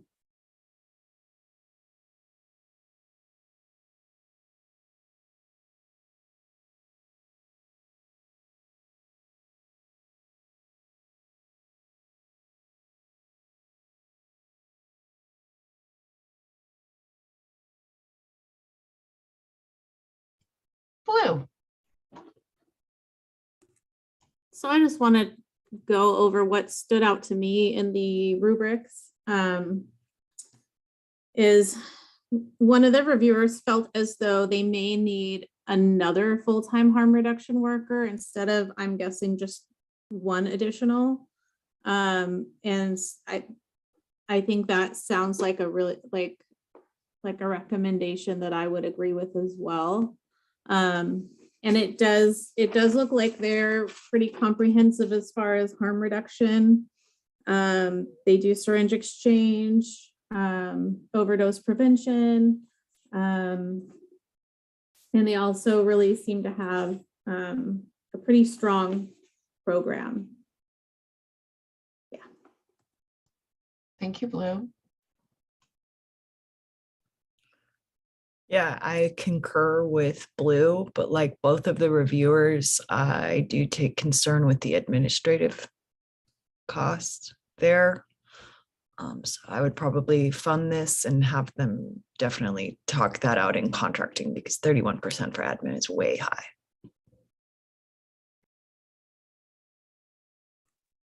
I saw that as well, and I just had assumed that the OHA will negotiate with things like that. So I'm wondering does that need to go into our motion, Jessica? So It sounds like, sorry, go ahead. I apologize. So with administration costs, we have, there are some organizations that have a direct negotiated rate, which would need to be adhered to. But if that is not the case, absolutely the administration cost will be negotiated. And it would be negotiated without us needing to put anything in the motion. Yeah, okay. Okay, then I would like to make a motion to fund the Confederate Tribes of the Silettes. I second that motion. Okay, we have a motion to fund the Confederated Tribes of Silettes for Lincoln County from Leticia. From Morgan. We have a second from Leticia. Gina. Okay, Nicole, how would you like to vote? Yes, to fund. Thanks so much. Morgan, how would you like to vote? Yes. So, and Blue, how would you like to vote? Yes. Thank you. And Leticia, how would you like to vote? Yes. Thanks so much. And Sabrina, how would you like to vote? I'm gonna abstain because I missed it. I apologize. All right, we have 4 yeses, 1 abstain, and 1 conflict of interest regarding Confederate Tribes of Scylla. Fantastic. All right. The next organization and the last one from Lincoln County is Community Services Consortium.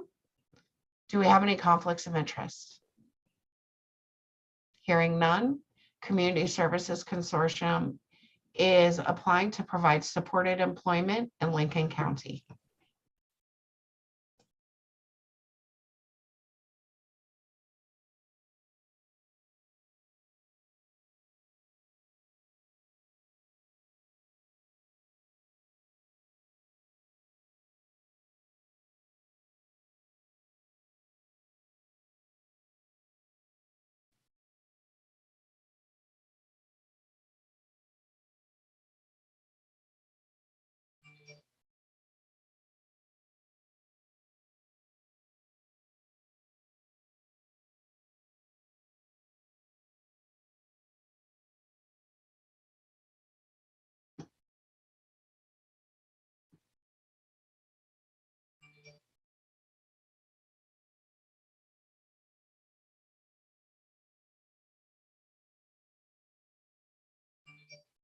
Blue. So I guess I have a statement and a question. I'm seeing that they're estimating that approximately 40% of their clients have a history of substance use. And I thought about this for other rubrics as well. Is there a way that we can specify that the funds they get from Measure 110 must be used only to support people with a history of substance use? It does say that they want to sort of tailor a program that specifically meets the needs of people that use substances. But I guess I'm unsure of, like, people can say they're going to do whatever, and then do they just take the money and not do it? Like, I don't know if it would be appropriate to like add something into a motion so that, like, if they are funded, they make sure that, like, this is only for those 40% or whatever, like that we're not, because housing is a problem much bigger than just with people who use substances or have a history of it. So that's a great call out there, Blue. And Measure 110 money is earmarked to be used for people, specifically, as you said, with a history of substance use or who are using substances. Therefore, that would be a contractual thing, and that would be something that would be any organization who signed a contract for Measure 110 funds would need to adhere to.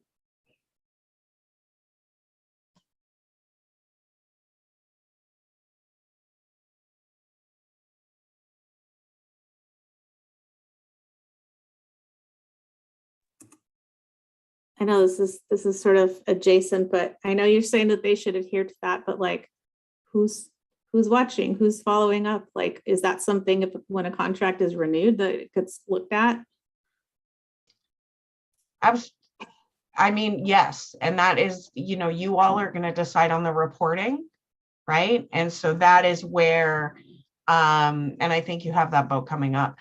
You all are going to decide on the reporting, and that is where that accountability comes in. Thank you. Absolutely. Good questions, Blue. Sabrina. Yeah, on the one of the rubrics it talks about Fidelity IPS, and I was wondering what that is.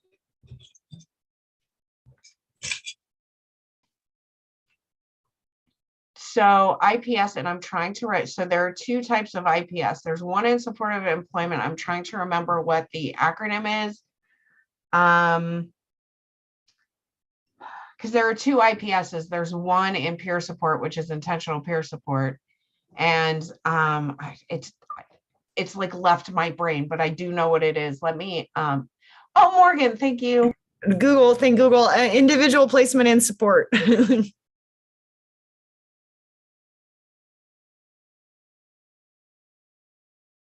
Yeah, apparently, so this term means something to people who know what it means. I will say, when the word of the fidelity IPS, like that conveys a whole spectrum of things that are, when people are familiar with this, they know what it means. Obviously, we do not know what it means, but it has very rigid accepted guidelines of practices and procedures. So I'm just gonna take this, people who are have expertise in that know what they're talking about, and I'm going to trust them. I'm at this point where I'm comfortable for a motion. I don't know about anybody else. And I'll let somebody else make that motion because mine are very lengthy.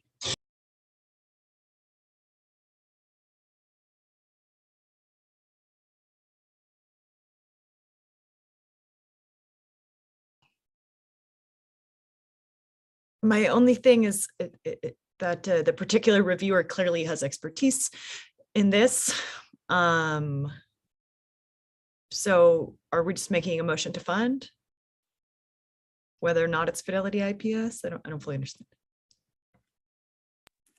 That's actually like why I had my hand up, is because I don't recall us specifying that we were only funding certain types of supported employment. And I haven't seen this specific call out in other supported employment rubrics. And so I even if it's not Fidelity IPS, I think that we don't have anything that's stopping us from funding that. Great point. Excellent. Okay, then I will make a motion to fund. What's their name? Oh my gosh, I just toggled away from their name. Hang on. Community Services Consortium. I make a motion to fund the Community Services Consortium. I second that. All right, we have a motion to fund from Morgan. We have a second from Leticia. Gina, when you're ready. One moment, just a sec. Of course. Nicole, how would you like to vote? Yes, to fund. Thanks so much. And Morgan, how would you like to vote? Yes. Thank you. And Blue, how would you like to vote? Yes. Thanks so much. Leticia, how would you like to vote? Yes. Thanks so much. And Sabrina, what is your vote? Yes. Thank you. We have 5 yeses and 1 conflict of interest. And this completes the Lincoln County. And I believe that Mr. Zeb can rejoin us if he wants to. And I'll just put that information into the chat for him. Thanks, everybody. Thank you. Yay, you did it. You did it. Yay. Okay. So it is 1:59. I would like to give us at least a 5-minute break because we're human beings. And if that's all right with you, we can come back at 2:05. I almost said 1:05. We're not going back to the future. At 2:05. All right. Deal. And then we'll do Tillamook and we will be done for the day. Okie dokie. Thank I you just all. have a quick yeah. question. I don't know. I think it might be for Gina. I know we parking lotted bridges. And I couldn't remember if we had parking lotted a second, just so that I don't drop anything into the shredder that I still need. Yes, we did. Give me just a sec. Thank you. I believe that was Ray Connections, and you guys ended up making a motion not to fund. We did discuss parking lotting it, but you ended up not doing so.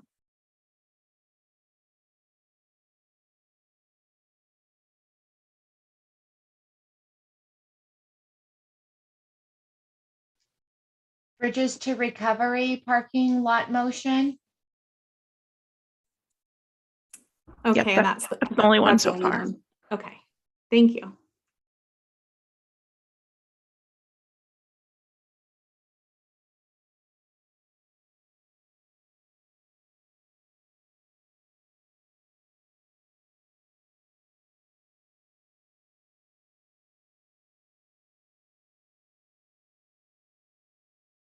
Thank you all. This is Daniel. I am going to be signing off.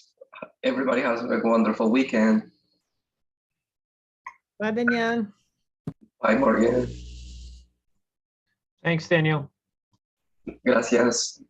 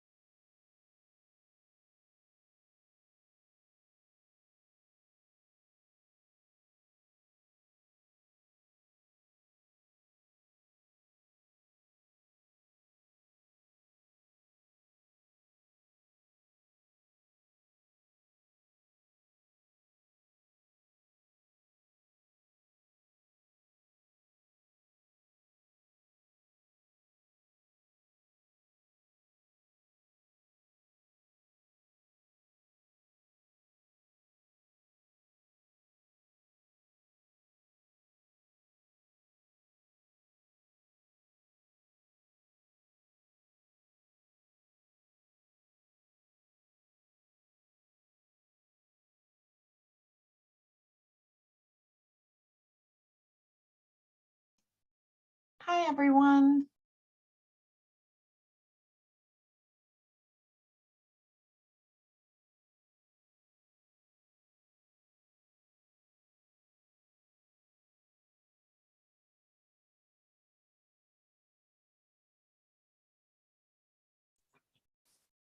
I just want you to know I'm back with my camera off. I appreciate that, Sabrina. Thank you very much.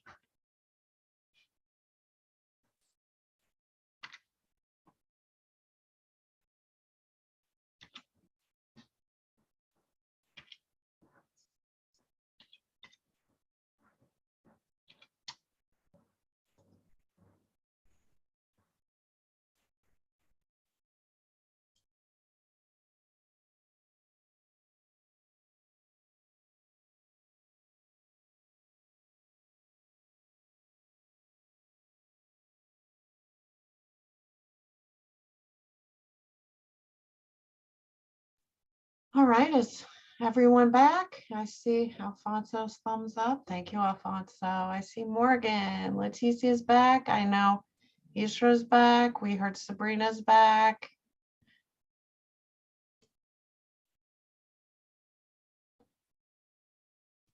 Do we have Zeb back with us?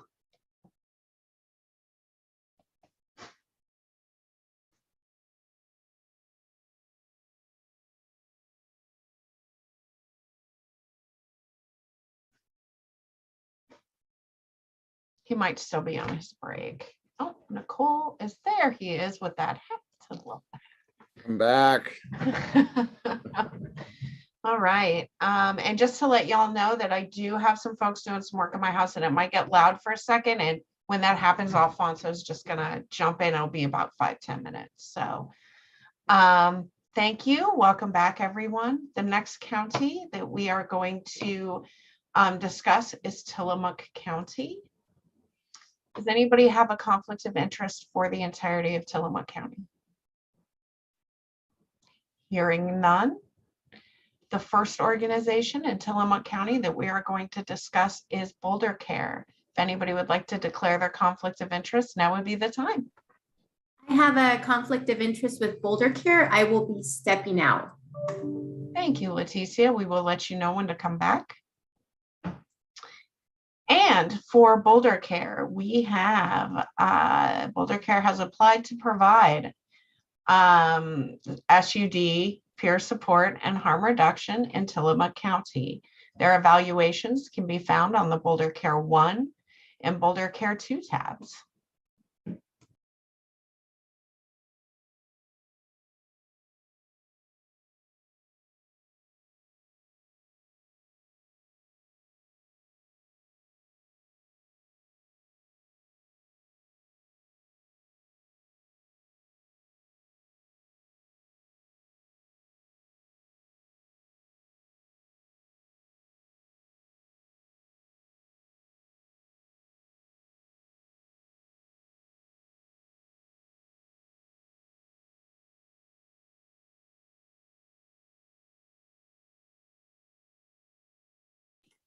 So one reviewer voted not to fund and the other possibly.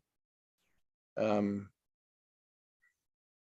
you guys are ready, I'd make a motion. We'll see if there's any further discussion. Any further discussion? Hearing none. I make a motion to not fund Boulder Care for this county. Thank you, Zeb. Do we have a second? I second the motion. All right, so we have a motion from Zeb not to fund Boulder Care in Tillamook County. We have a second from Nicole, and we're going to give Gina just a second to get ready. All right, Nicole, how would you like to vote? Yes, to not fund Boulder Care in Tillamook County. Thank you so much. Morgan, how would you like to vote? Yes. Thank you. And Blue, how would you like to vote? Yes, to not fund. Thanks so much. And Sabrina, how would you like to vote? I would like to vote yes. Thank you. And Zeb, what's your vote? Yes, thank you. Perfect. Thank you. We have 1, 2, 3, 4, 5 for yes to not fund Boulder Care in Tillamook County, and we have 1 conflict of interest for Boulder Care Services. Thank you. Thank you. Thank you very much. All right. Somebody here, I will let Leticia know.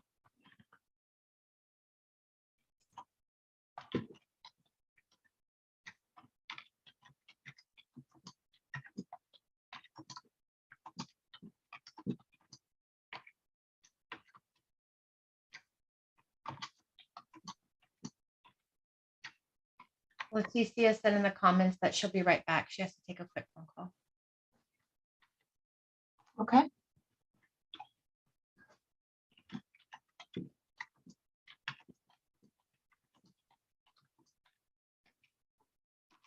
I believe that might have been from the break, but I just put it in there just in case. All right, the next organization that we're going to consider is Project Quest for Tillamook County. Does anyone have a conflict of interest they'd like to declare? Hearing none, Project Quest has applied to provide SUD treatment, peer support, housing, and harm reduction for Tillamook County.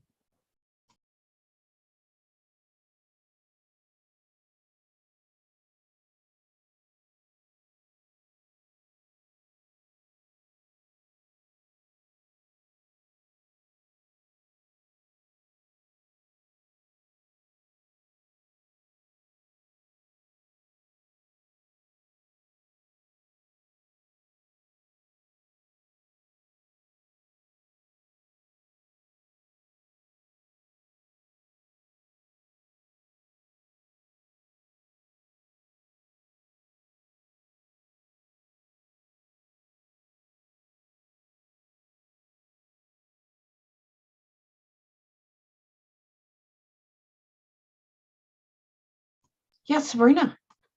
From looking at the rubric, I'm unsure if they're gonna referral out for the harm reduction, that they'll support them, but it looks like they're gonna be going to outside in or many other community partners to receive strange exchange. And if that's not correct, if somebody can please correct me. Thank you, Sabrina.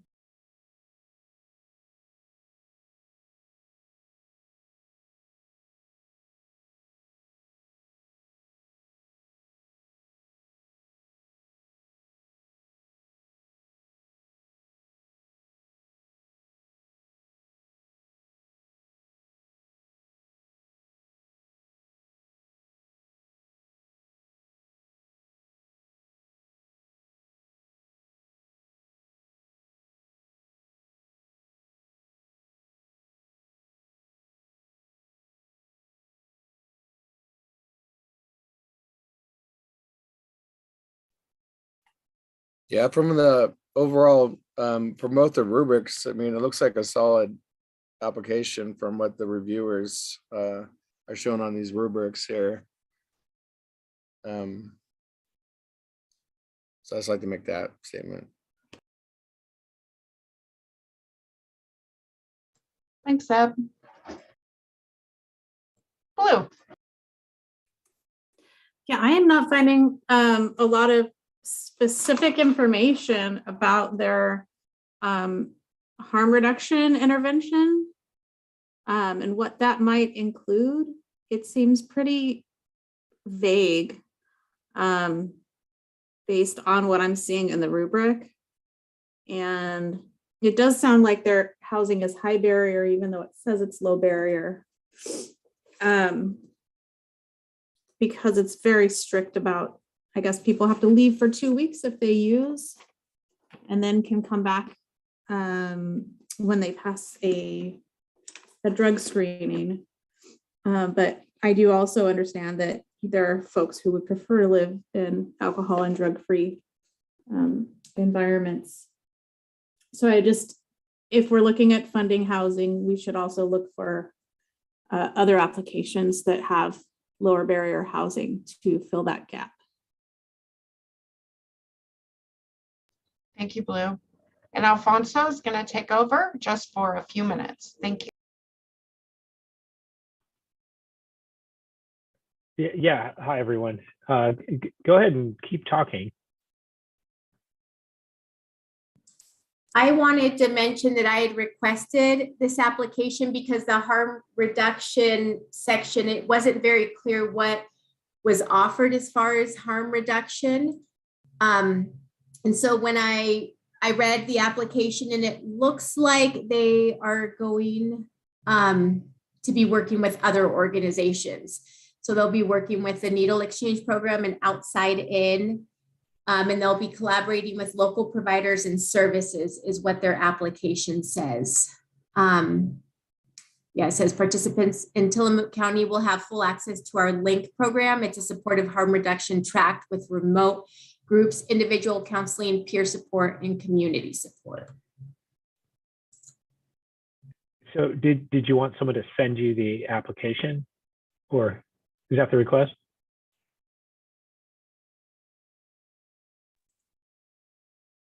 I think she was just telling us. I was just Alfonso. reading, I received it. Yeah, I requested it because I was unclear. It was Oh. unclear in the rubrics what, harm reduction strategies would be used. Leticia, were they asking in the budget? Do you know if they were asking in the budget for funding for harm reduction? I can look.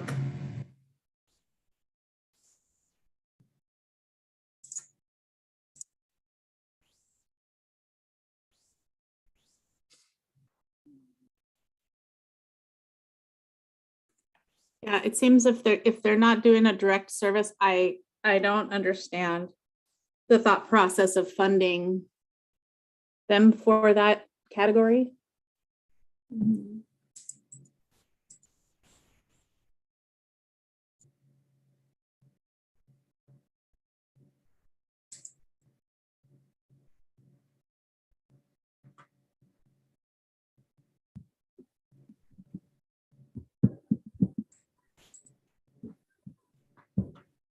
Nicole's hands up. Go ahead, Nicole. I'm not. Okay.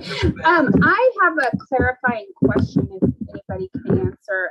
It says the housing beds available in Multnomah County, so they partner with Bridges to Change. So do they send all their participant users to Multnomah County for housing? So is there no actual housing available in Tillamook County?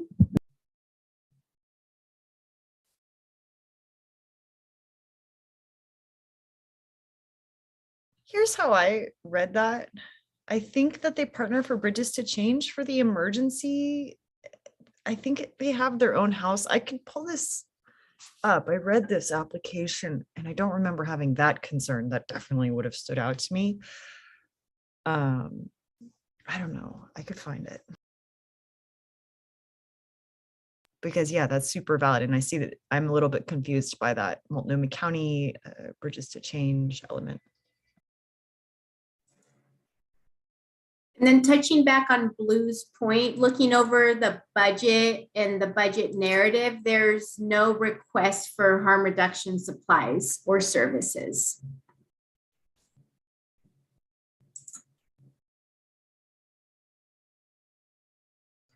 I just want to say that helps me feel more comfortable in funding them, knowing that they're not trying to request funding for a service element that they're not going to be providing.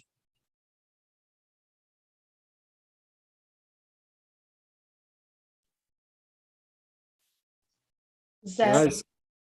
Thank you. I'd like to say, I was thinking the exact same thing that Nicole was. It's a great question on that. And it says in their peer mentoring, it says their goal is to serve 10 to 15 participants at a time in a 18-month funded time period. And if I'm reading that correctly, I think we have to take that in consideration, the amount of the funding that they would get, make sure it's in alignment with the amount of the serving. Blue? Yeah, so it does seem like for their harm reduction tract, which is remote, that really, I feel like that is more of a really peer support than a harm reduction intervention. And so again, like I'm not sure what's in the budget, but I would feel more comfortable not funding them in that category, because it sounds like they want to get helpers or like middle people to be funded when they're not actually providing the service. And that doesn't make a lot of sense to me. Thank you. Zeb? Oh, sorry, that was up from before, but actually I'd like to make a statement real quick. What I do like is that what they report in the application is that they say throughout their history of their organizations, they've provided competent and affirming services to LGBTQIA2S+ and HIV+ communities experienced in various levels of engagement and recovery. So I like that part. Thank you. Anybody else?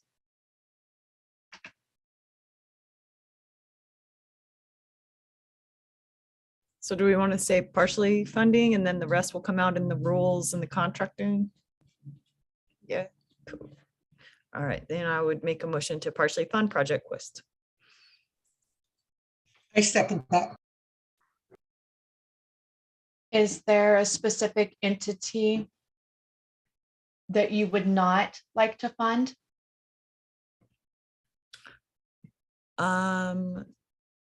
No, I don't think, because if they didn't request money specifically for harm reduction, they just filled out the section because they operate with the harm reduction philosophy. I think fund all services. So maybe partially fund isn't proper. Should we say fully fund or which?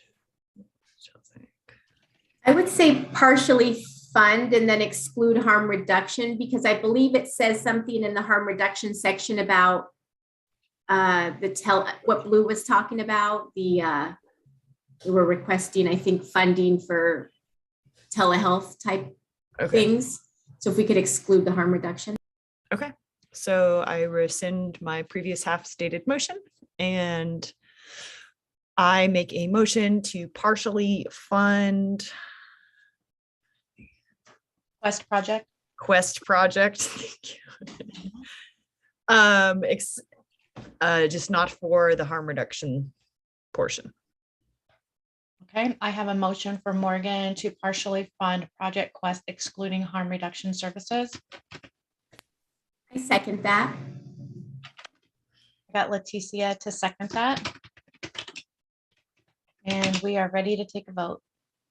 Nicole, how would you like to vote? I vote yes on partially funding.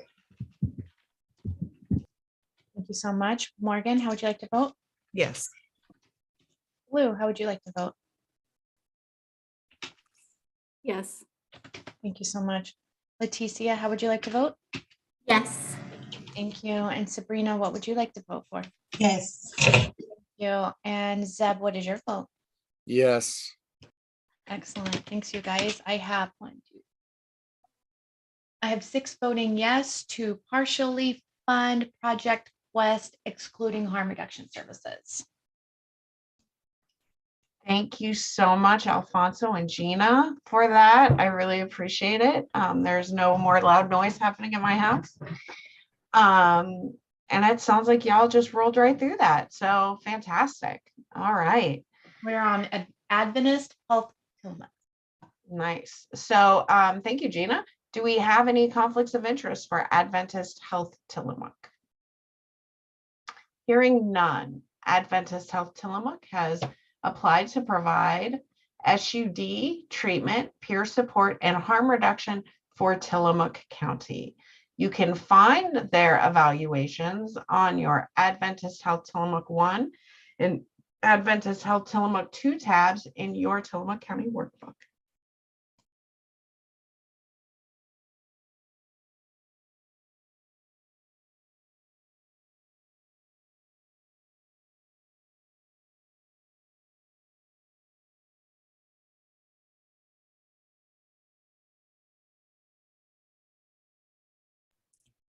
I really like that they provide services in the jail. I only saw that a few times on a few applications, despite how clearly aligned that is with our purposes.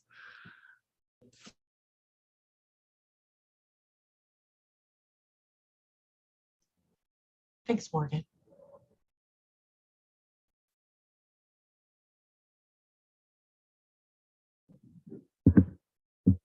I like how they use a sliding scale financial support and free healthcare to people who cannot pay.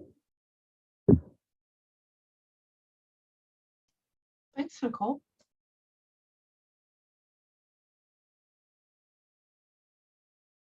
I just like to point out one concern that I see is from both rubrics about their abilities to provide culturally and linguistically diverse services. So I think get an account and make sure that Tillamook as a whole for sure has providers that can provide those services? Thank you. Thanks. Blue, I see your hand. So I'm reading through the harm reduction sections, and it really sounds like what they're doing is just education. There's no, even around naloxone, it's just education on how to use it. But it doesn't sound like they're doing much of anything else from what I can grasp from the rubrics. Thanks, Blue. Sabrina, you have your hand up. Yeah, that would be, my question would be in relation to what Blue just said. I was wondering if they were looking for funding for the service element of harm reduction.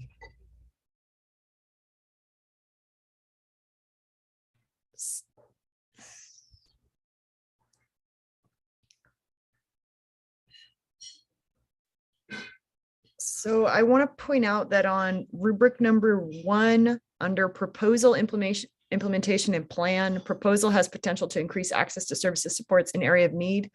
Column D, it says they will be increasing naloxone from approximately 600 doses to 3,000 to 6,000, which is not in the harm reduction section. I will point out, obviously.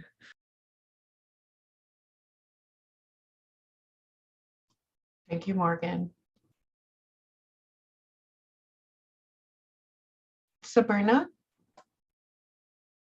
Yeah, and right under where Morgan was just talking about, they're talking about establishing behavioral health therapy inside the jail. And so I'm always interested in knowing what somebody's definition of behavioral health is because it's such a broad spectrum.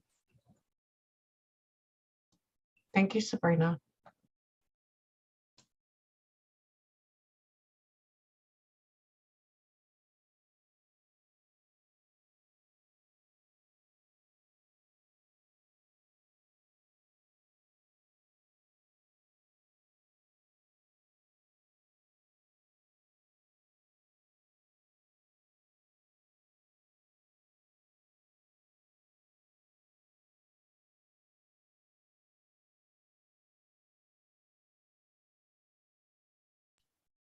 So how are we feeling about this one?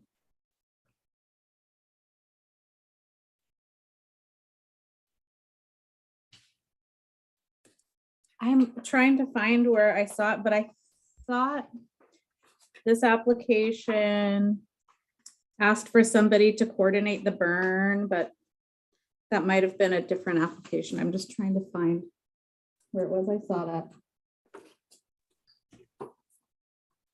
I support funding this application.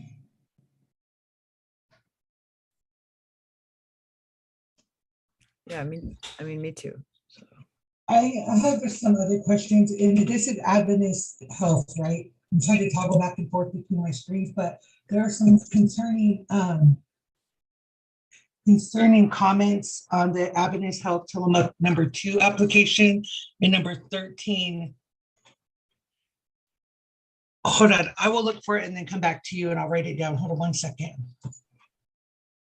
Thanks, Sabrina. I know it's hard with all of this information and several tabs, and you know, we understand.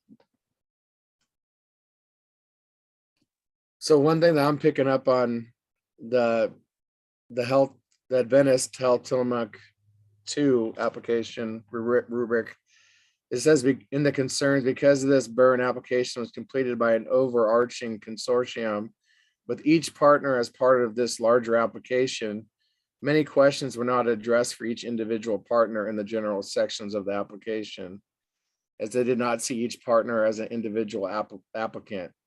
So there's some questions around who's providing these services. Is it Adventist Health Tillamook, or is it some partner that they're working with?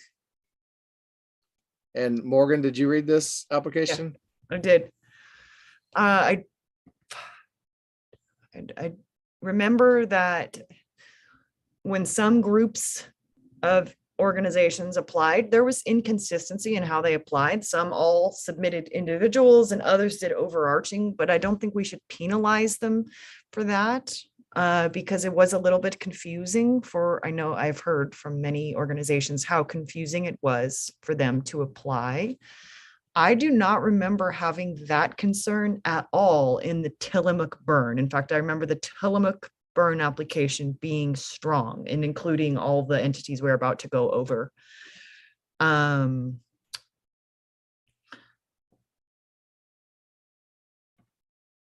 Yeah. Because I specifically remember reading, some of these are standing out in my memory more than other. It's been like 2 months now since I read them. And so now I'm just going off what the reviewers are writing and trying to jog my memory. But I did not have that concern when I read the Tillamook burn application. Thanks, Morgan. Sabrina.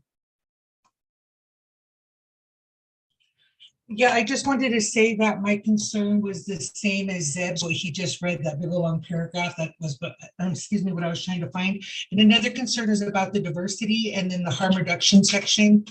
And I just wanted to remind everybody, I'm leaving at 3, but I think we'll have quorum. Thank you, Sabrina. Blue? So as I'm looking a little bit closer at the rubrics, actually, this one looks like they want to get funding for individuals who are incarcerated to pay for their medication assisted treatments. And I don't recall getting a clear answer on whether or not that is something that Measure 110 is supposed to be funding, or if the jails are supposed to be paying for that.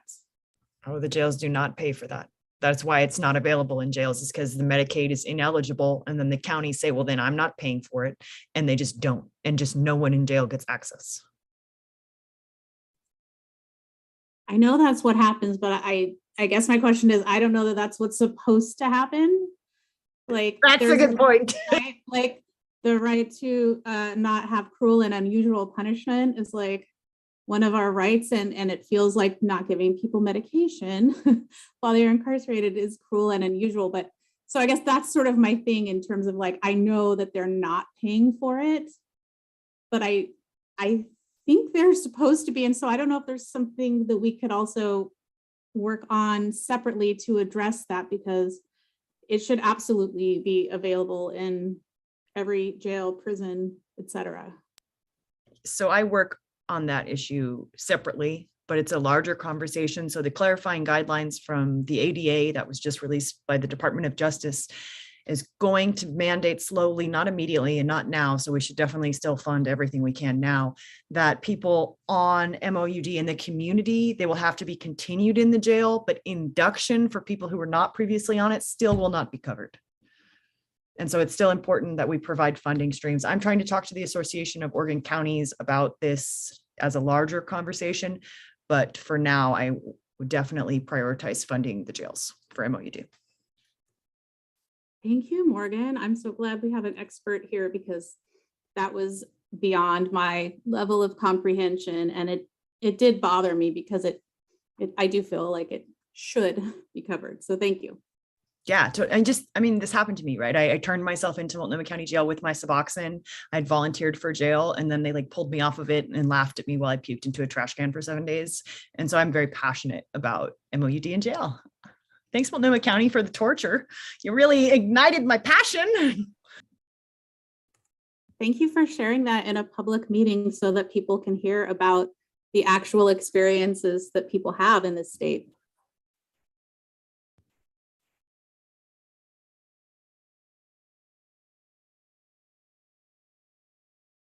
So I mean, we have limited concerns. First, I just want to clarify that the ask for this county is greatly going to exceed the amount.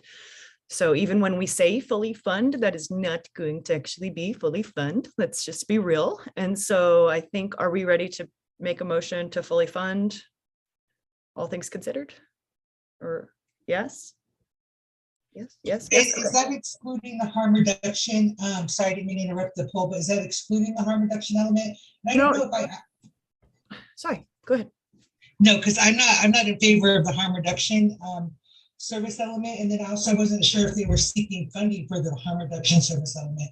I thought I asked that earlier on, but maybe I didn't. My large concern is that I do see that they're literally seeking funding for naloxone doses, meaning they are providing a direct person intervention for harm reduction, although they may have applied poorly or confusingly because of the consortium aspect. But when I do see that the reviewer is asking for funding for naloxone doses, that reassures me that they are providing direct harm reduction service.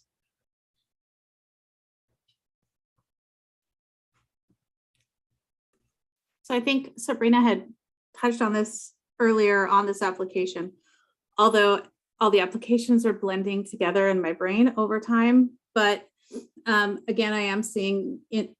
What happens to be in the harm reduction section is asking for funding for telehealth, for behavioral health for the jails. And I don't know if that means essentially getting them access to MAT by talking to a provider, or if that's like counseling therapy. And it feels more like that would also be like substance use disorder treatment versus harm reduction. But it could just be that they understood harm reduction differently than how some of us do, and so they put it in that section. But naloxone access is definitely important.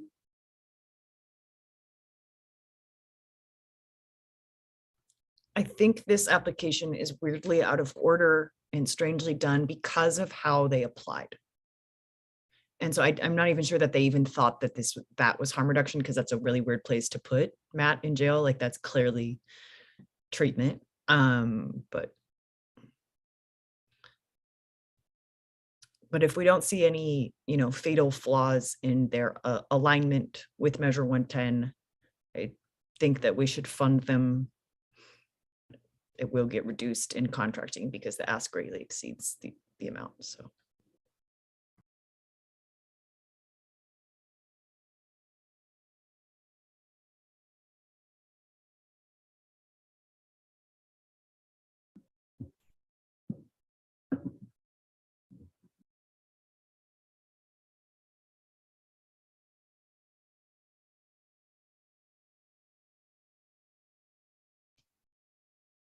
Do we have further discussion?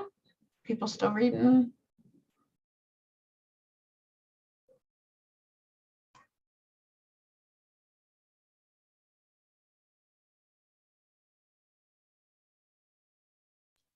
It says in the rubrics here that the agency is working to hire, train, and retain a diverse staff and build relationships in the community setting. So I just want to make sure that that is being followed through on.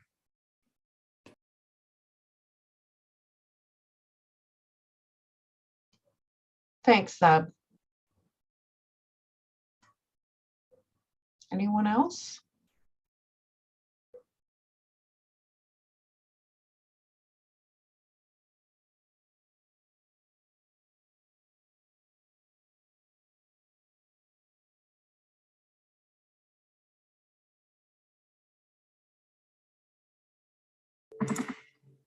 My thought is that in reporting that they're going to need to report down the line that they are indeed, they've hired or are hiring the staff that they're going to hire. I'm going to make a motion that we fund the Adventist Health Tillamook. All right. We have a motion from Leticia to fund Adventist Health Tillamook for Tillamook County. Do we have a second? Second. I second that motion. All right. We have a second. Was that Morgan? That was Morgan. Morgan who seconded. Okay. And whenever Gina's ready. All right, Nicole, how would you vote? I vote yes to fund Adventist Health Tillamook. Thank you so much. Morgan, how would you like to vote? Yes. Thank you. Lou, how would you like to vote? Yes. Thank you. Leticia, how would you like to vote? Yes. Excellent. Sabrina, how would you like to vote? I'll abstain. Thank you. And Zeb, what are your thoughts? Yes. Thank you so much. It looks like we have 5 yes and 1 abstain. All right, the motion passes. The next organization on our list is CARE. Do we have any, and I'm gonna just get that full name there. Oh, maybe it's CARE Inc. Okay, CARE Inc. Make sure I was being clear there. Do we have any conflicts of interest anyone would like to declare? All right, hearing none. CARE for Tillamook County can be found on the CARE 1 and CARE 2 tabs at the bottom of your Tillamook County workbook.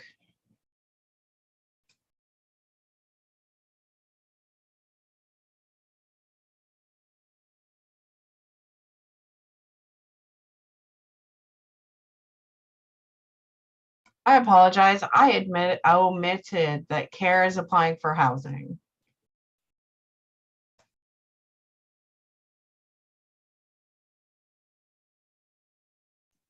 Well, right off the get, I see that they follow a housing first model, and that they're going to provide looks like 30 to 40 beds to the community, and the only other shelter in that community requires abstinence. So those are bonus points.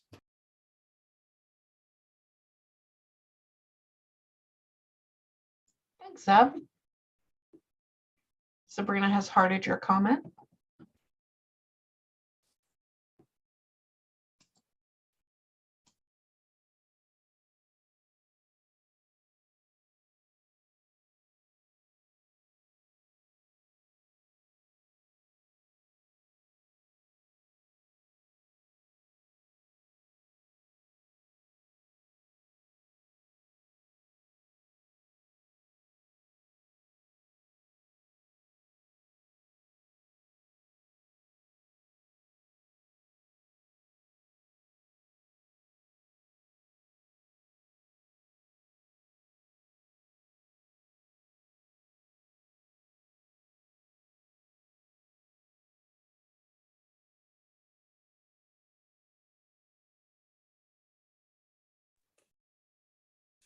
So the only thing I would say is I am seeing notes about the budget that it wasn't clear for some of the larger costs, like how many more beds would be available with, I think they wanted to purchase either land or a building, but that would be like the only thing I see that's really,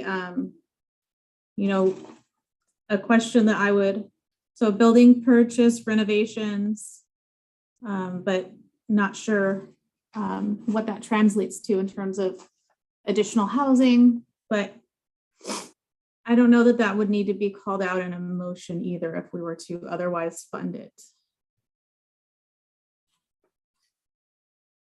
Thanks, Blue. And to me, that looks like really the only question with this application is just the budget. Looks like a $500,000 request to purchase a building.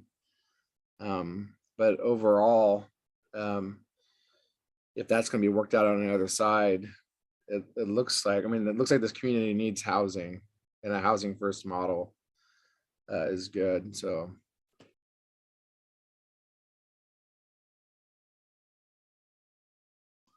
Thanks, Zeb. Yeah, I agree with Zeb. I think we could fund it, that 500,000 for the building and 250,000 for renovation. I'm not even sure that they're going to get that much once the whole thing is accounted for. So I'm not sure we need to be super concerned about some of the higher budget asks.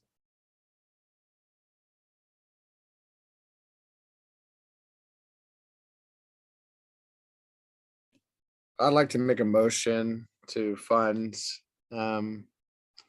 CARE for housing for Tillamook County. I second that. Great. We have a motion from Zeb to fund CARE for housing in Tillamook County. We have a second from Leticia. And we have Agina to take the vote in just a second. Excellent. Nicole, how would you like to vote? I vote yes. Thank you so much. Morgan, how would you like to vote? Yes. Thank you. Blue, how would you like to vote? Yes. Thanks so much. Leticia, how would you like to vote? Yes. Thank you. Sabrina, how would you like to vote? I would like to vote yes. Donka and Zeb, how would you like to vote? I like to vote yes. Donka, thank you. Okay, we have a vote of 1, 2, 3, 4, 5, 6 to vote yes for Tillamook County Care in regards to housing. Zeb, is your hand up from before? Or do you have a question? No, I was just wondering if my hat could get a vote. I think if any hat could get a vote, it's yours, Zeb.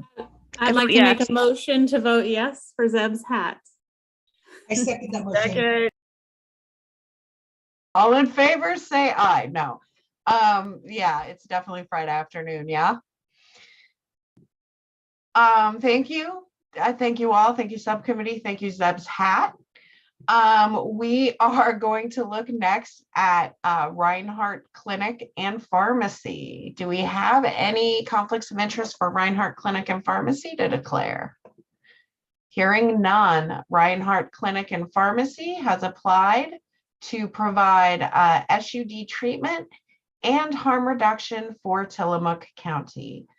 Their rubrics can be found at the Reinhardt Clinic and Pharmacy 1 and Reinhardt Clinic and Pharmacy 2 tabs in your Tillamook County workbook.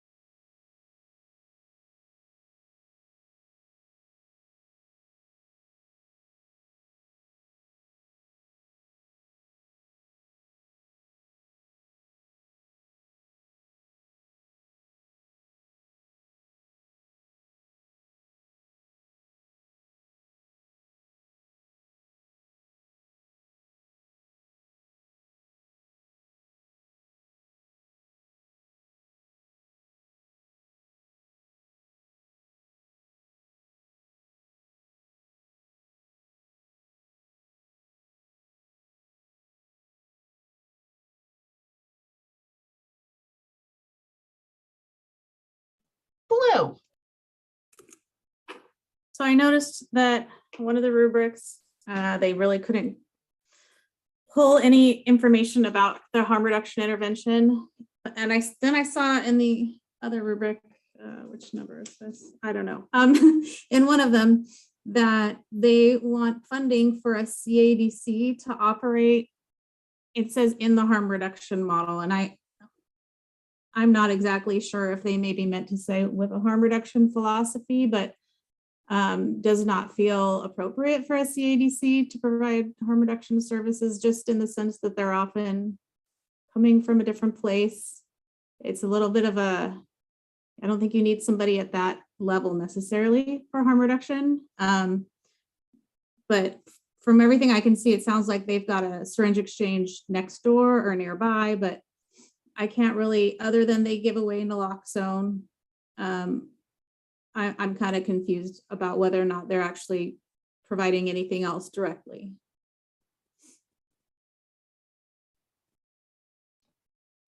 Thanks, Blue. I think this is going to be another one where, because of how they applied, like it's not always super clear which one is doing which thing. And I think it's the CADC that will be on site is also going to like float over to the harm reduction site, which is next door. It says like syringe exchange next door. I remember really liking this application and thinking that it was eminently low barrier, especially as it comes to their MOUD, and that they do EMDR was super cool as a trauma treatment, which is super linked with SUD. But do we see like they have direct budget asks, or is this one? It's one of the confusing ones where the budget's not clear either, right? So it says that they get harm reduction service supplies from another funding source. So there isn't anything in the budget as far as supplies for harm reduction. I'm unsure about staff that may or may not be specifically called out for harm reduction.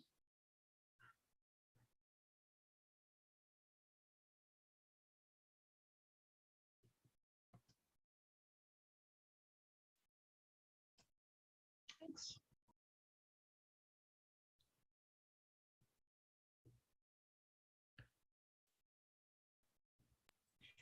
I'm gonna go ahead and step out now since I'm not gonna get to the end of this voting process, and I will see you guys next week. All right, thank you, Sabrina. Sabrina. So how would we feel about funding them, but not for harm reduction? Or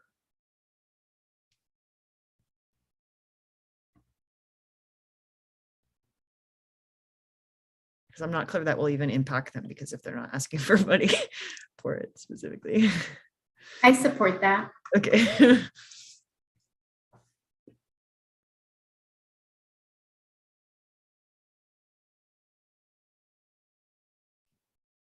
I'd like to make a motion to fund this application for all the services they applied for, except for harm reduction. I second that. All right, so we have a motion to fund Reinhardt Clinic and Pharmacy for SUD treatment and not harm reduction.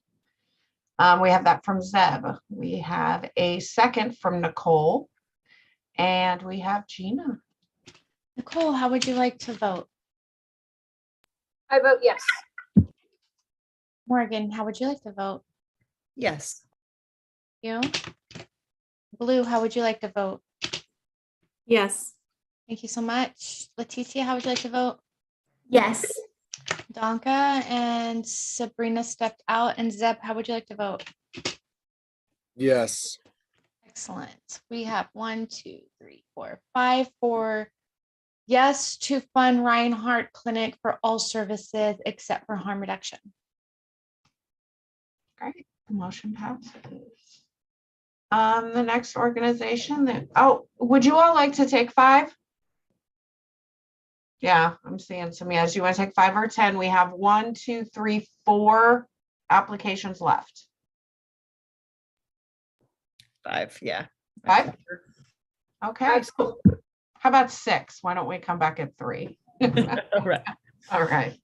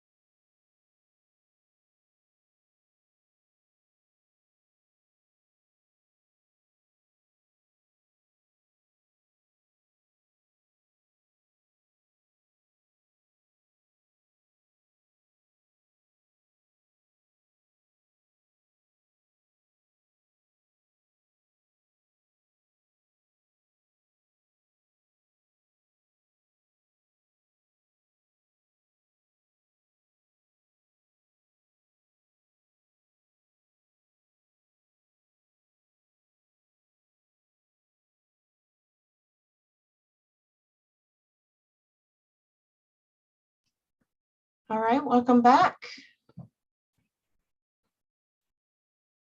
We have Isra, we have Leticia.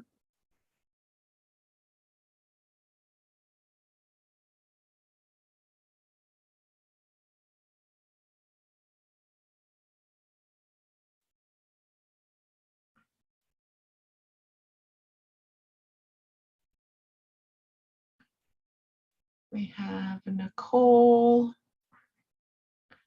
We have Alfonso. I know we have Sydney. We have Blue. Morgan. Gina. Do we have Zeb and Zeb's hat?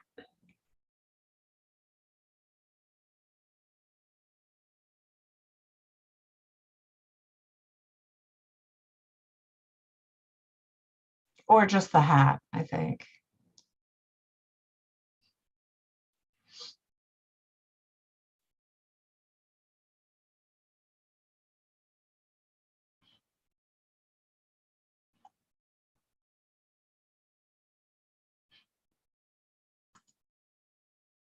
All right, I know this has been a marathon of a meeting, but we're so close to the end. If we can go ahead and get started, we do have quorum. 1 second.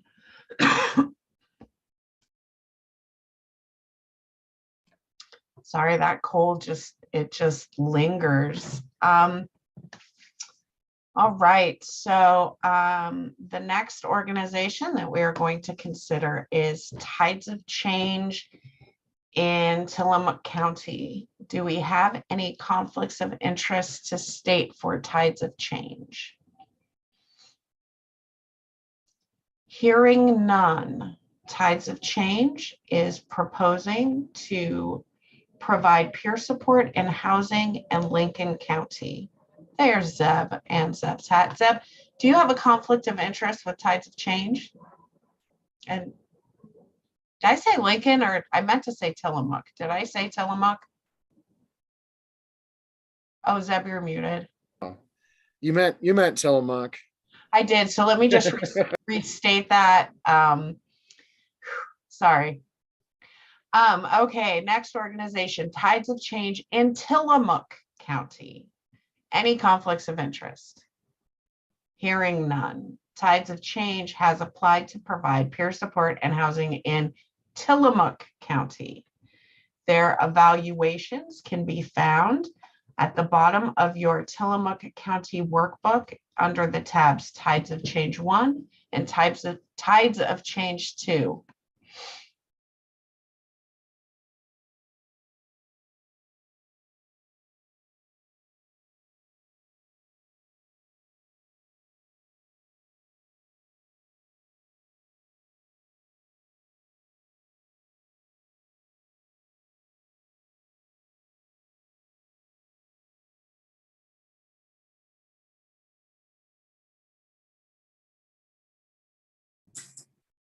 I'm going to call on myself. And I'd like to make a note that the rubric states that, or at least rubrics number 2 states that they're not requesting funding for housing. The information is just provided to let us know what they're providing as far as housing. And then in the peer section, there's in rubrics 2, there's some discussion about where is it? Types of peers. They actually says we use non-certified peers, and they give them training for advocates. So it looks like they do case management work. They function as case managers, it looks like, and maybe use them as advocates as well. So I would just have some questions about that. Thank you, Leticia. To your point, you all did create Chapter 944 rules that indicate what a peer is under your terms. Morgan. So this application I do remember because it is one that is complicated. This is very squarely a domestic violence shelter. It is in no way specific to providing substance use disorder treatment services, which is why there is that unique language around peers.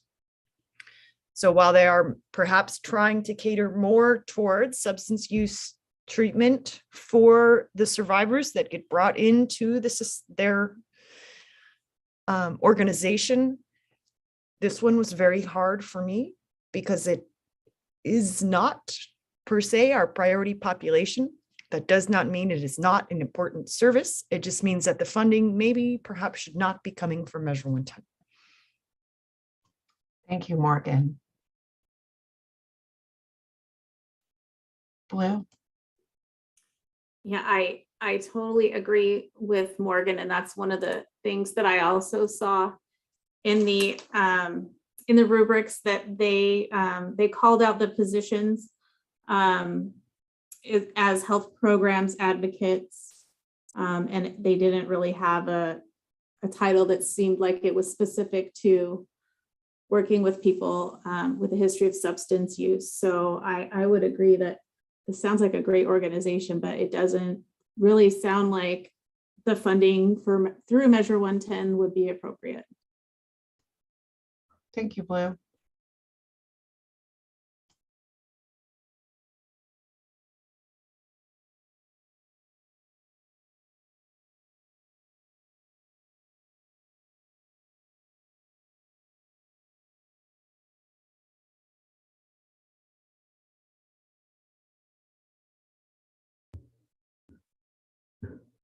Nicole?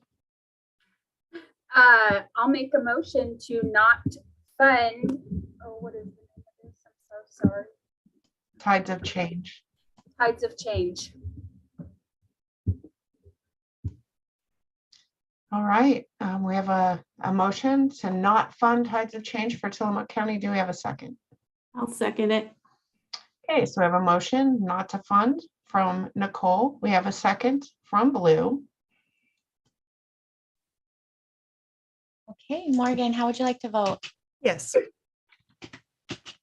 Just to not fund. Morgan, how would you like to vote?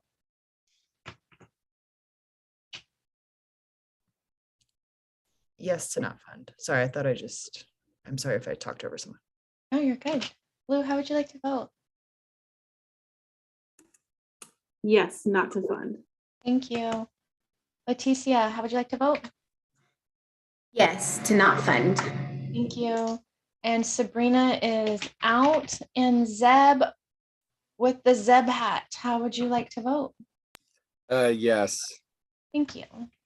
It looks like we have a final vote of 1, 2, 3, 4, 5 to not fund Tides of Change in Tillamook County. I just wanted to clarify, you called on Morgan twice, and I vote yes, not to vote. I was so confused. Thank you, Nicole. Oh, okay, hang on. I did Nicole, yes to not fund. Morgan, yes to not fund. Blue, yes to not fund. Leticia, yes not to fund. Sabrina's out. Zeb, yes to not fund. Is that correct? Yes, that is. Thank you so much. On the record. Thank you. Thank you. Motion passes. The next organization that we're going to talk about is Tillamook County Community Health. Would anyone like to declare a conflict for Tillamook County Community Health? Hearing none. Tillamook County Community Health has applied to provide SUD treatment, peer support, and harm reduction for Tillamook County. Their evaluations can be found on the TCCHC1 and TCCHC2 tabs in your Tillamook County workbook.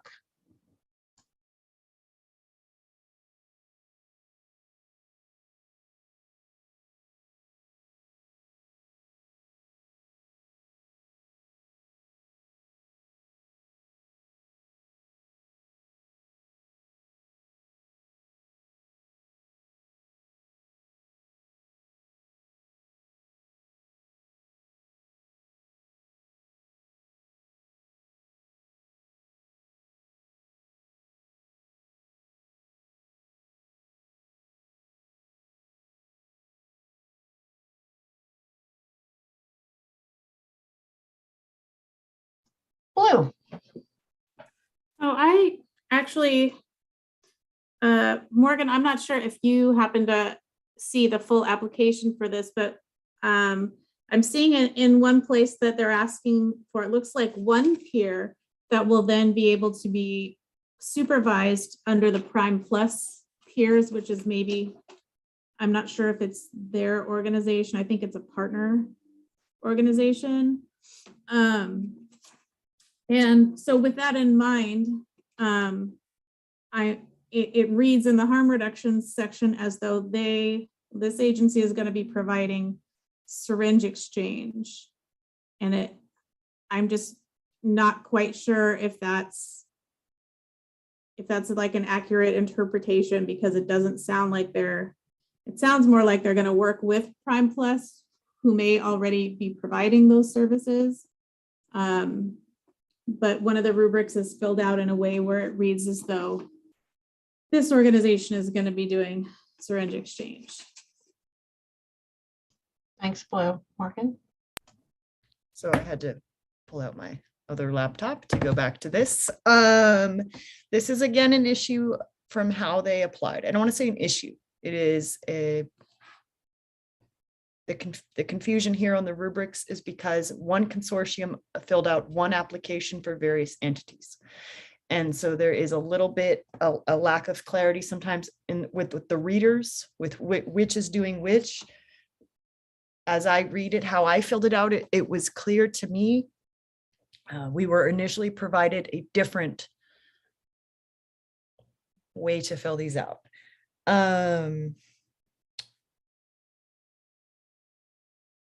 We initially graded these as a unit, but I see now that they have been broken down into units.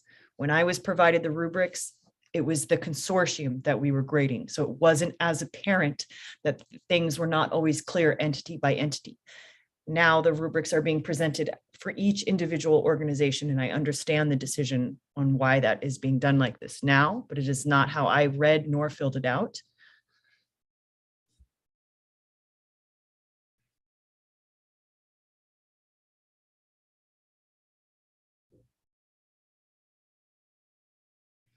But anything like that, I just remember thinking that this application was quite strong. So anything like that, where it's like, I don't really get which is doing which, that's a fact because they were confused how to apply because of the burn network structure. And I just do not think we should penalize them unless there is a glaring red flag for their philosophy or something is in poor alignment with Measure 110. We shouldn't penalize them because of how they applied.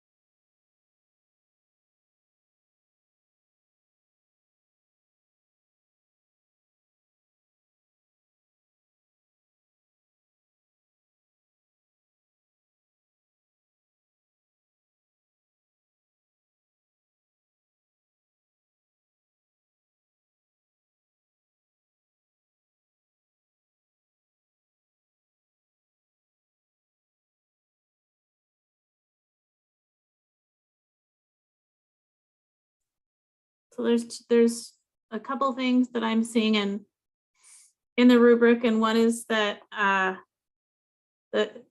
now I'm not sure if I can say this amount, but the peer support specialist pay is pretty low. I'm not even sure if the amount they put in the rubric is after taxes. I don't think it is, but it seems very low. And I know that we had talked about paying folks a living wage. And I think we've put that into motions in other counties. And the only other thing is that they are asking for a large chunk of money for a mobile van. And I would just want to be sure that they are actually the ones that are going to be providing the harm reduction interventions if they if they get that van.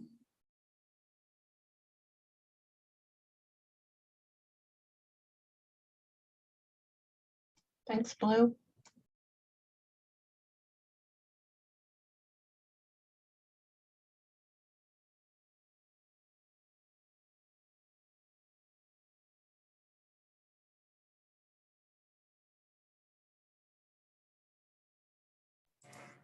I also agree with Blue that the peer salary seems rather low, and the expense for the van seemed pretty high. And then in one of the rubrics, in rubrics 1 under the harm reduction section, it talks about how harm reduction interventions will be offered weekly at either an offsite neutral location or mobile from a van to increase access, given the known transportation barriers in the county. So I would just like to know that the van will be utilized to provide those services.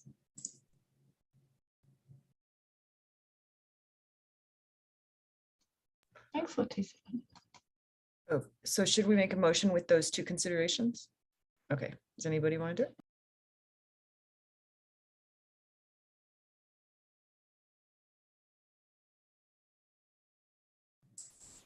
I'll give this a shot. Let's see. So I'm going to make a motion that we partially fund Tillamook County Community Health Center, and make sure that we are in alignment with Measure 110 and providing livable wages that are equitable, as well as making sure that the van is used for harm reduction services. All right, so I am hearing a motion to fund Tillamook County Community Health with consideration on staff pay and ensuring all expenses. That's hard, y'all. Do you have it, Gina? I have motion to partially fund THHC, ensure livable wages, and van is used for harm reduction services. Perfect, perfect. Thank you for helping my Friday afternoon brain.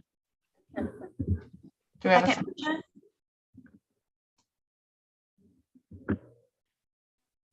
Do we need a second for that? Or did we get, sorry, well, if so, I second it. Okay. Thank you. Nicole was on it. Okay, so I have a motion to partially fund THHC. Please ensure livable wages and van is used for harm reduction services. Blue to second the motion. Okay. Nicole, how would you like to vote? I vote yes. Thank you so much. Morgan, how would you like to vote? Yes. Thank you. Blue, how would you like to vote? Yes. Thank you. Leticia, how would you like to vote?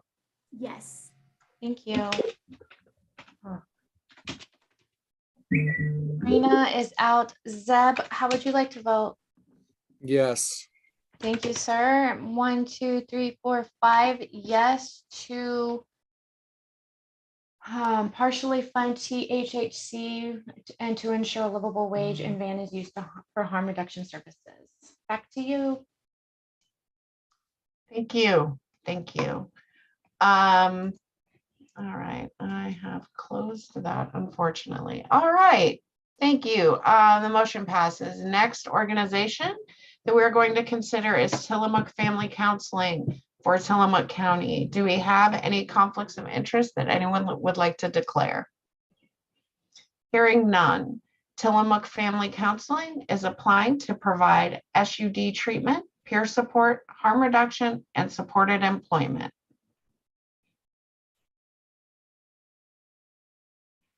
Their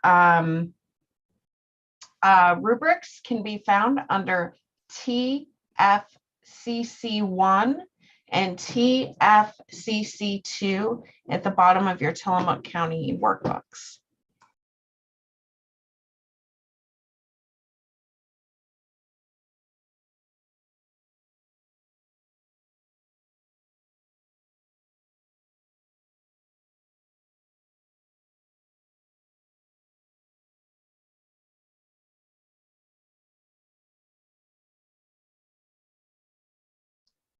Zeb.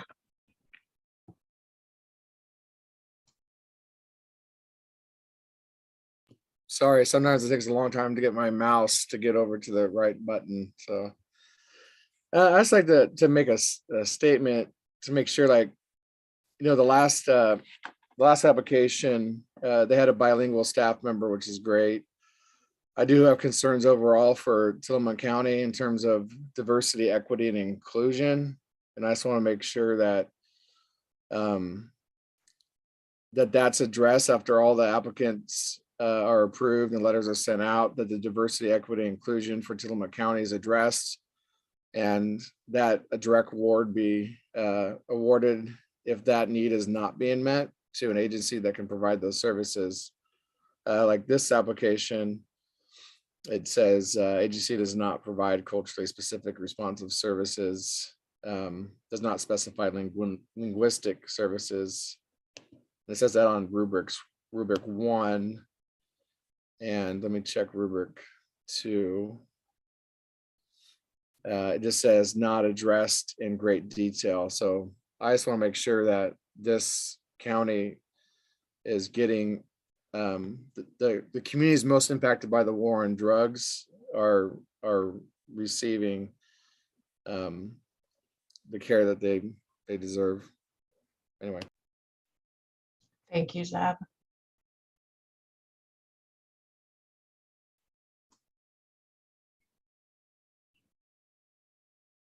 Any other comments?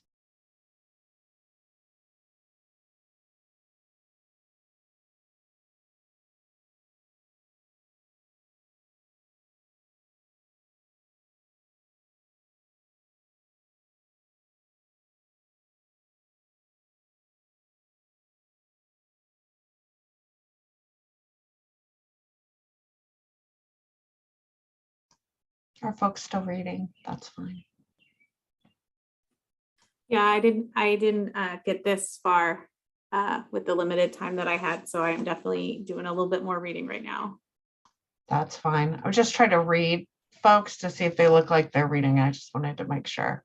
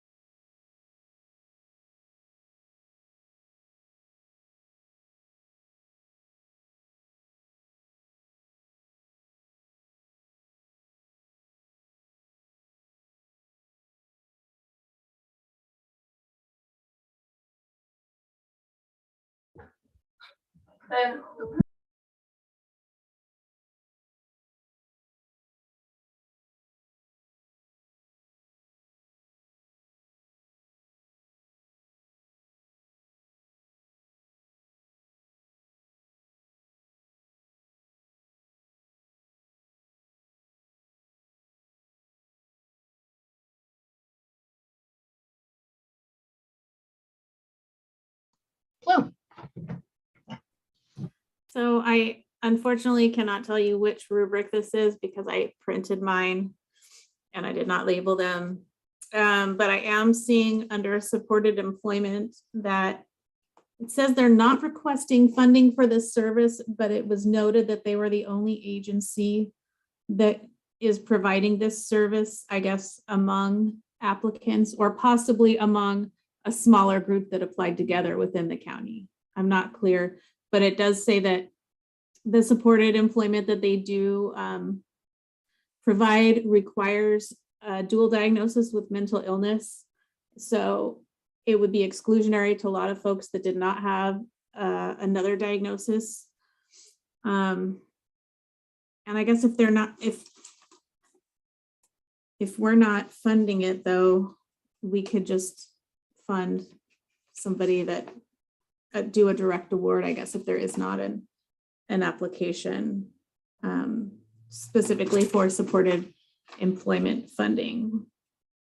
And I will just say that the harm reduction intervention is not super clear to me either, other than free naloxone. And I don't know that that is, if that's in the budget or not. But it sounds like that and education is the bulk of their harm reduction intervention.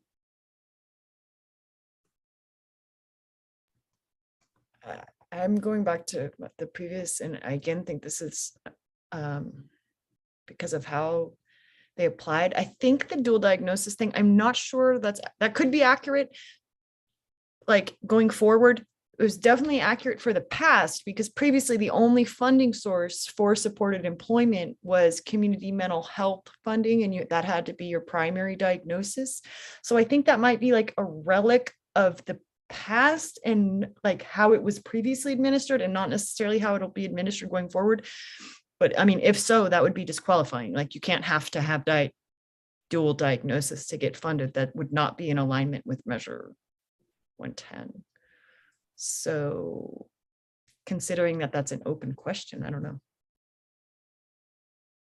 Thanks, Morgan. Leticia?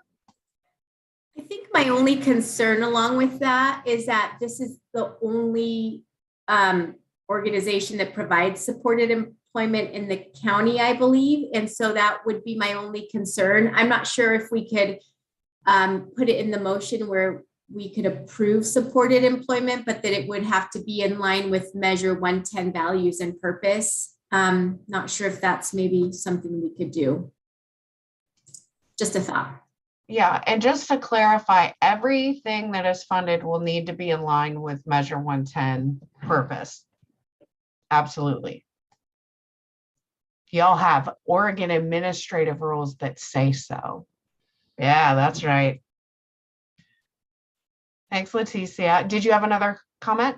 Okay, Zeb. I guess my question is, since they're not requesting the funding for it and it's not part of the application, are we able to vote on that, or should we just leave it up to a direct award that to a recipient that meets the criteria for Measure 110? And that includes just, even if they're got just a history of substance use, that they're able to qualify.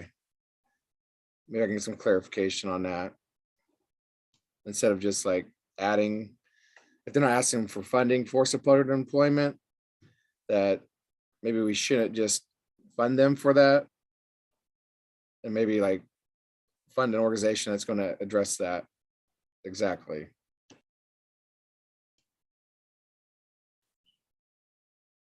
Thanks, Zeb. Blue? Yeah, thank you, Zeb. I think that covered a lot of what I was going to say, and I agree. All right, I'm hearing a lot of agreement, a lot of head nods. Is there any more discussion? Does somebody want to make a motion? Are we ready for that yet? Nicole agrees in the chat, just in case you can't see it. I know we have a lot of stuff up on our screens.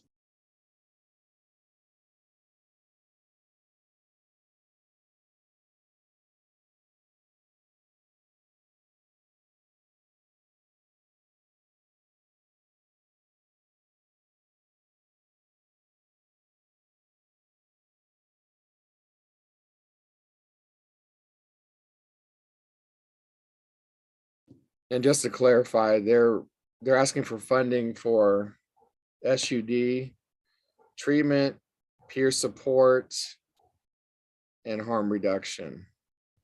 Is that correct?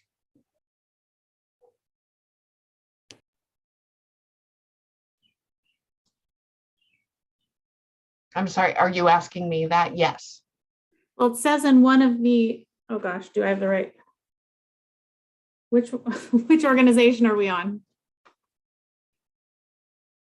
Let me make sure I'm looking at the right one. Tillamook Family Counseling. Yeah, so under SUD low barrier, it does say that they are not applying for funding for SUD services through this grant.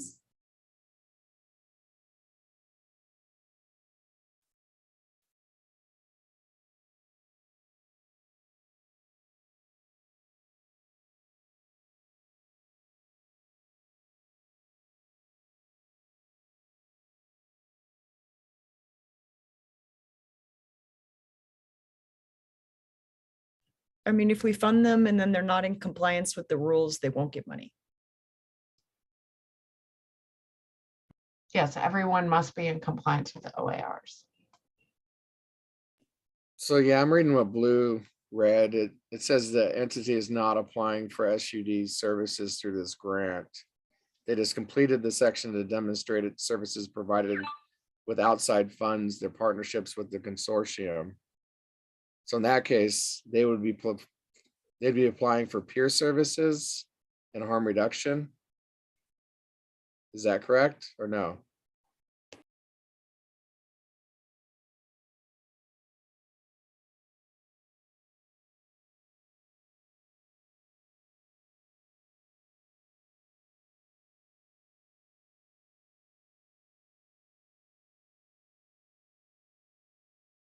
Sorry, I'm trying to find where you all are.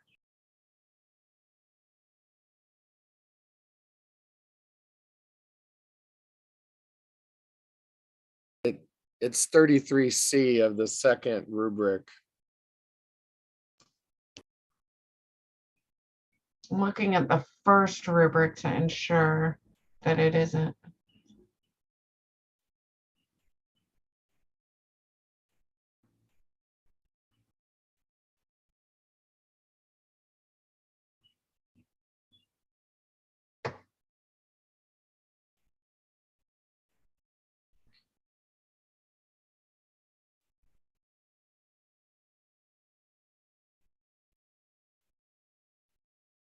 So I am not finding the answer to your question. I don't know if any other staff is or anybody on the subcommittee is.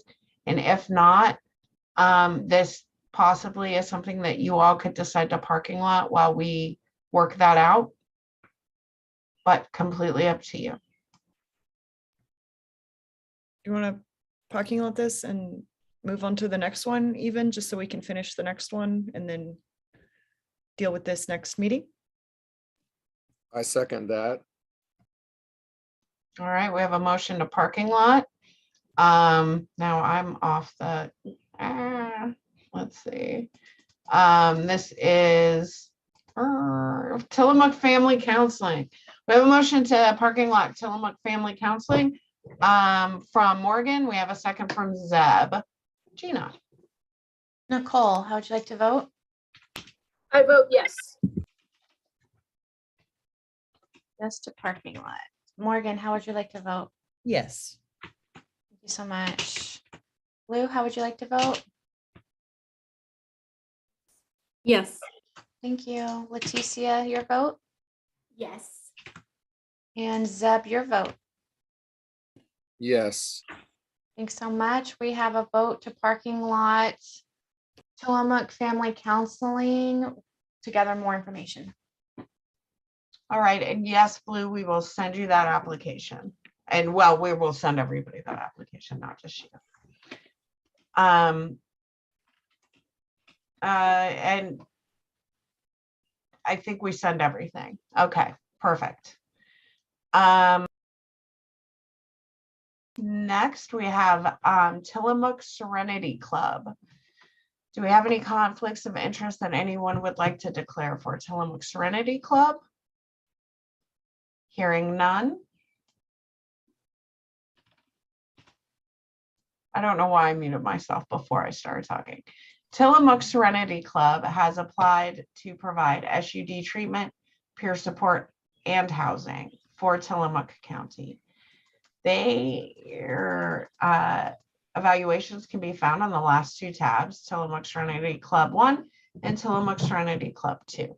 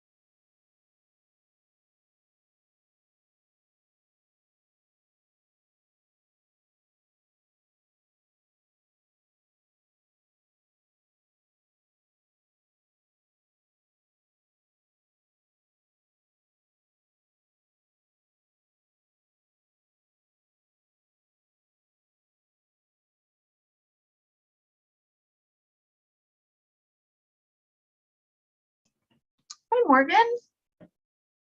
Hey, I'll wait till everybody's done reading. Goodness.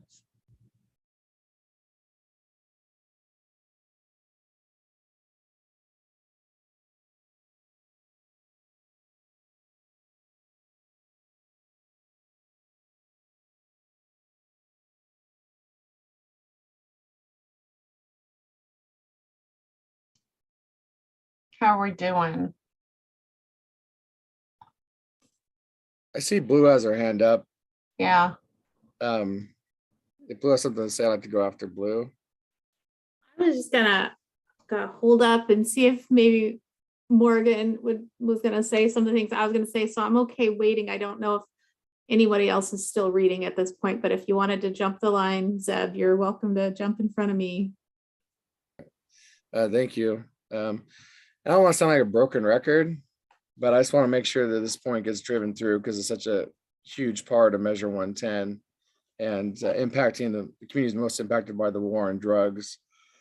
Here's another application that from the both rubrics doesn't provide culturally specific services.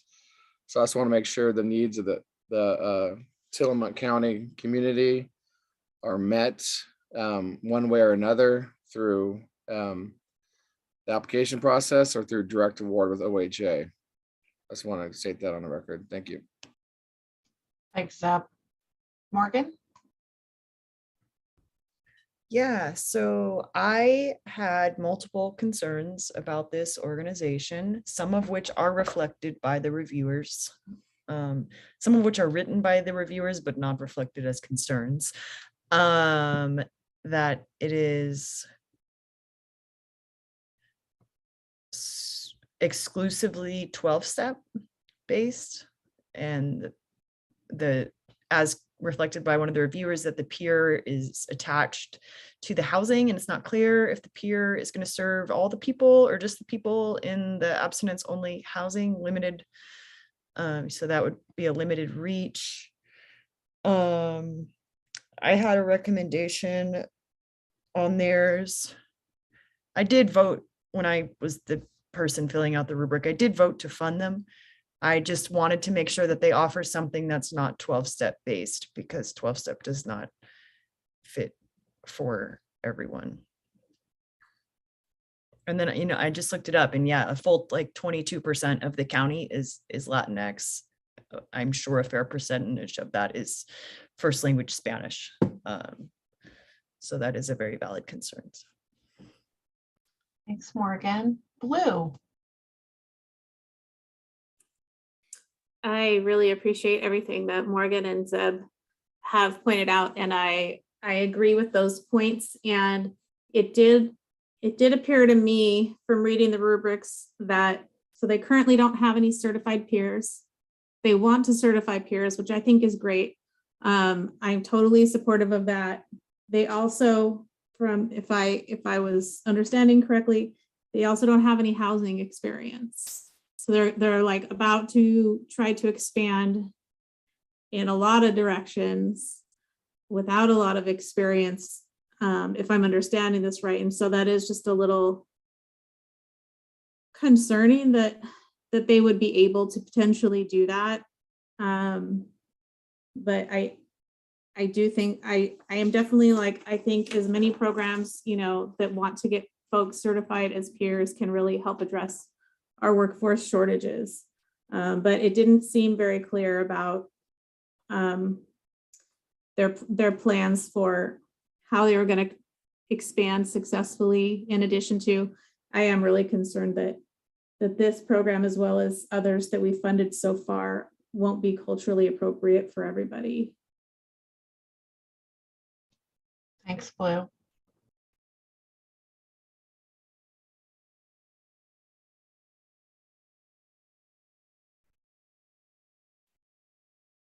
Does that land us anywhere?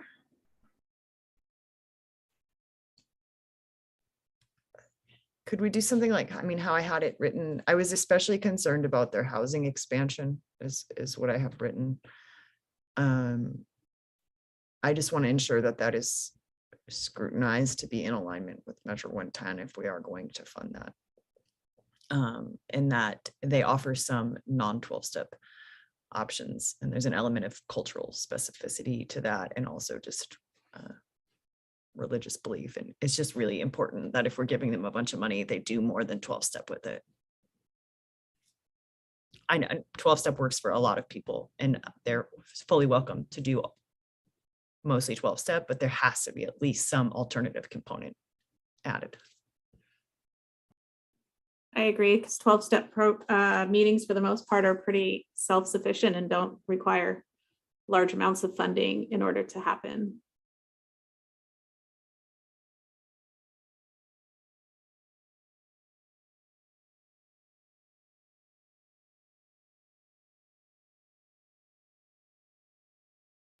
So what are we thinking, partial or?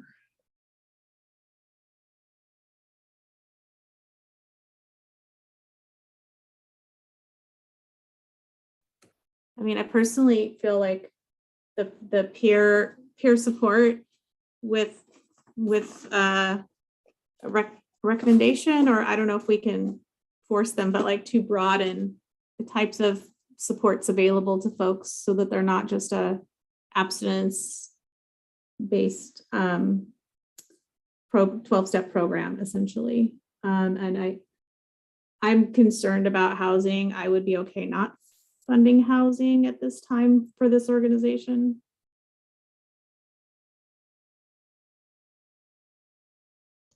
Leticia? Yeah, and I missed Zeb's point, but hopefully I'm not repeating anything. I also wanted to make sure that they're paying livable wages to their staff. If that hasn't already been mentioned, I think there were some concerns about that in the rubrics. Thank you, Leticia. Zeb? And it states in one of these rubrics that they filled out the SUD section, but they're not applying for SUD treatment. Just want to point that out. Thanks, Zeb. So I think I'm with Blue here that we fund them, but not for housing. The county there's so much more ask already than what what we have to give. So if we have questions about something that's really super duper expensive, like the housing, it's probably a good time to say no.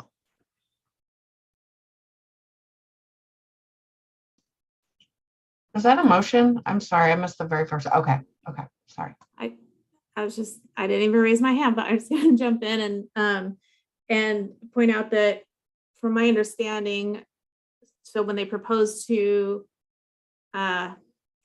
get funding, they wanted to purchase a building partially for housing, partially for meeting space or support space. And if they're not funded for housing, I'm not sure how that translates in terms of getting a building or having a space, like if they will still have another space they could use in order to provide peer support services.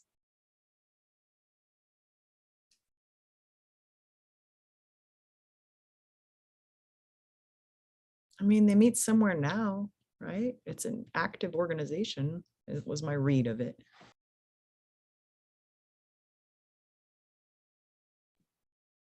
So if we don't make a motion to approve as part of this application housing, it's my understanding that this would be it'd be specifically a peer support services that we'd be providing or they'd be approved for. Is that correct?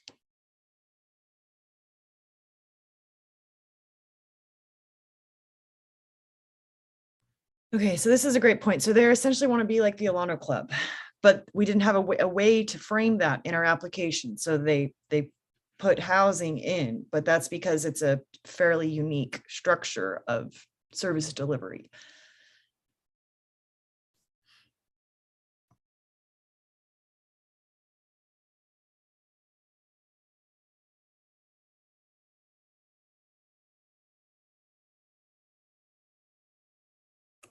Well, it seems like if they don't get the funding to purchase the building, which may also happen just because there's only so much money for this county, like even if we approved all the categories they're applying for, but it seems as though there could still be like some middle ground for renting a space for them to have peer support and have support groups.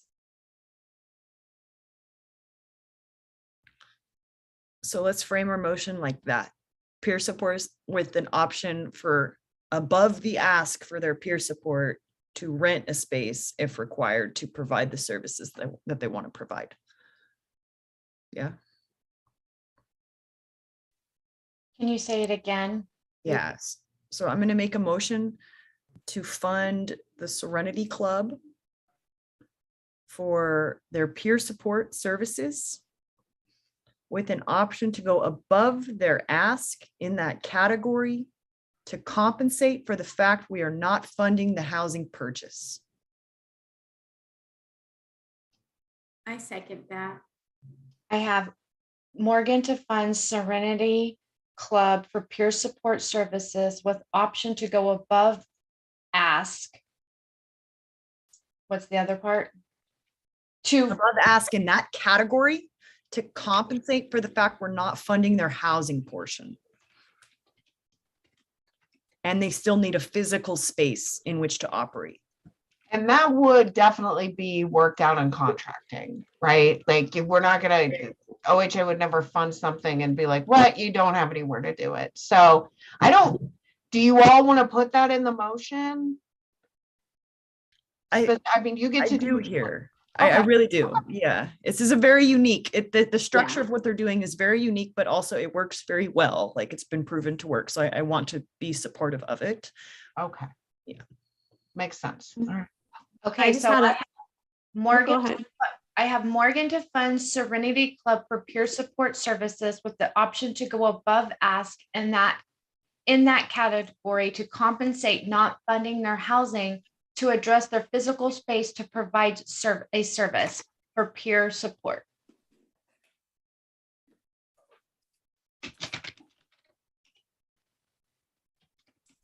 Do we have a second? Blue? I was gonna do discussion. Should I wait? Yeah, just until we have a second. I'll second. Okay, discussion. So I know we had sort of mentioned this earlier, just about also the concern around their support groups being a bit narrow and focused on 12-step. And I don't know if that's actually something that we could dictate or not under Measure 110, that they expand the types of recovery supports. I'm really not sure, but I think if we can dictate that they expand it, then we should dictate that. So I don't think OHA can come down and dictate that anybody expands. I think we could ensure that it's aligned. We could ensure that it's in alignment with Measure 110 and let them know that, and then they could either accept or decline funding. But we can't say you have to do this. We could modify the rules one day and say if you're offering peer support groups, there has to be an alternative to 12-step present. You absolutely, you could. Yeah. So because that is not in the rules right now, that may be something to consider. Yeah, I also just feel like there are some components of 12-step programs that are not in alignment with Measure 110. And so I'm not quite sure how to reconcile that part of it.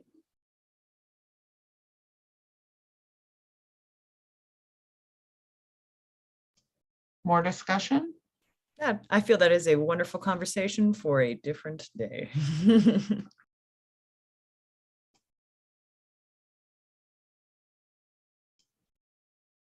Are we okay to go vote, or do you want to have more discussion? Seeing a thumbs up.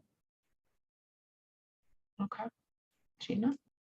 Okay, so right now we're voting on the motion that states Morgan made a motion to fund Serenity Club for peer support services with option to go above the ask in that category to compensate for not funding their housing, but to address their physical space to provide a service for peer support. Okay. Oh, hang on just a second. Let me grab my list of names. All right. I have Nicole. I vote yes. Thank you. Morgan. Yes. Thanks. Blue. Yes. Thank you. Leticia.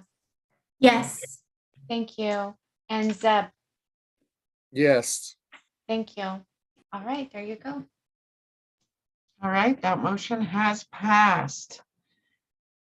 Okay, so we have concluded. Oh, Blue?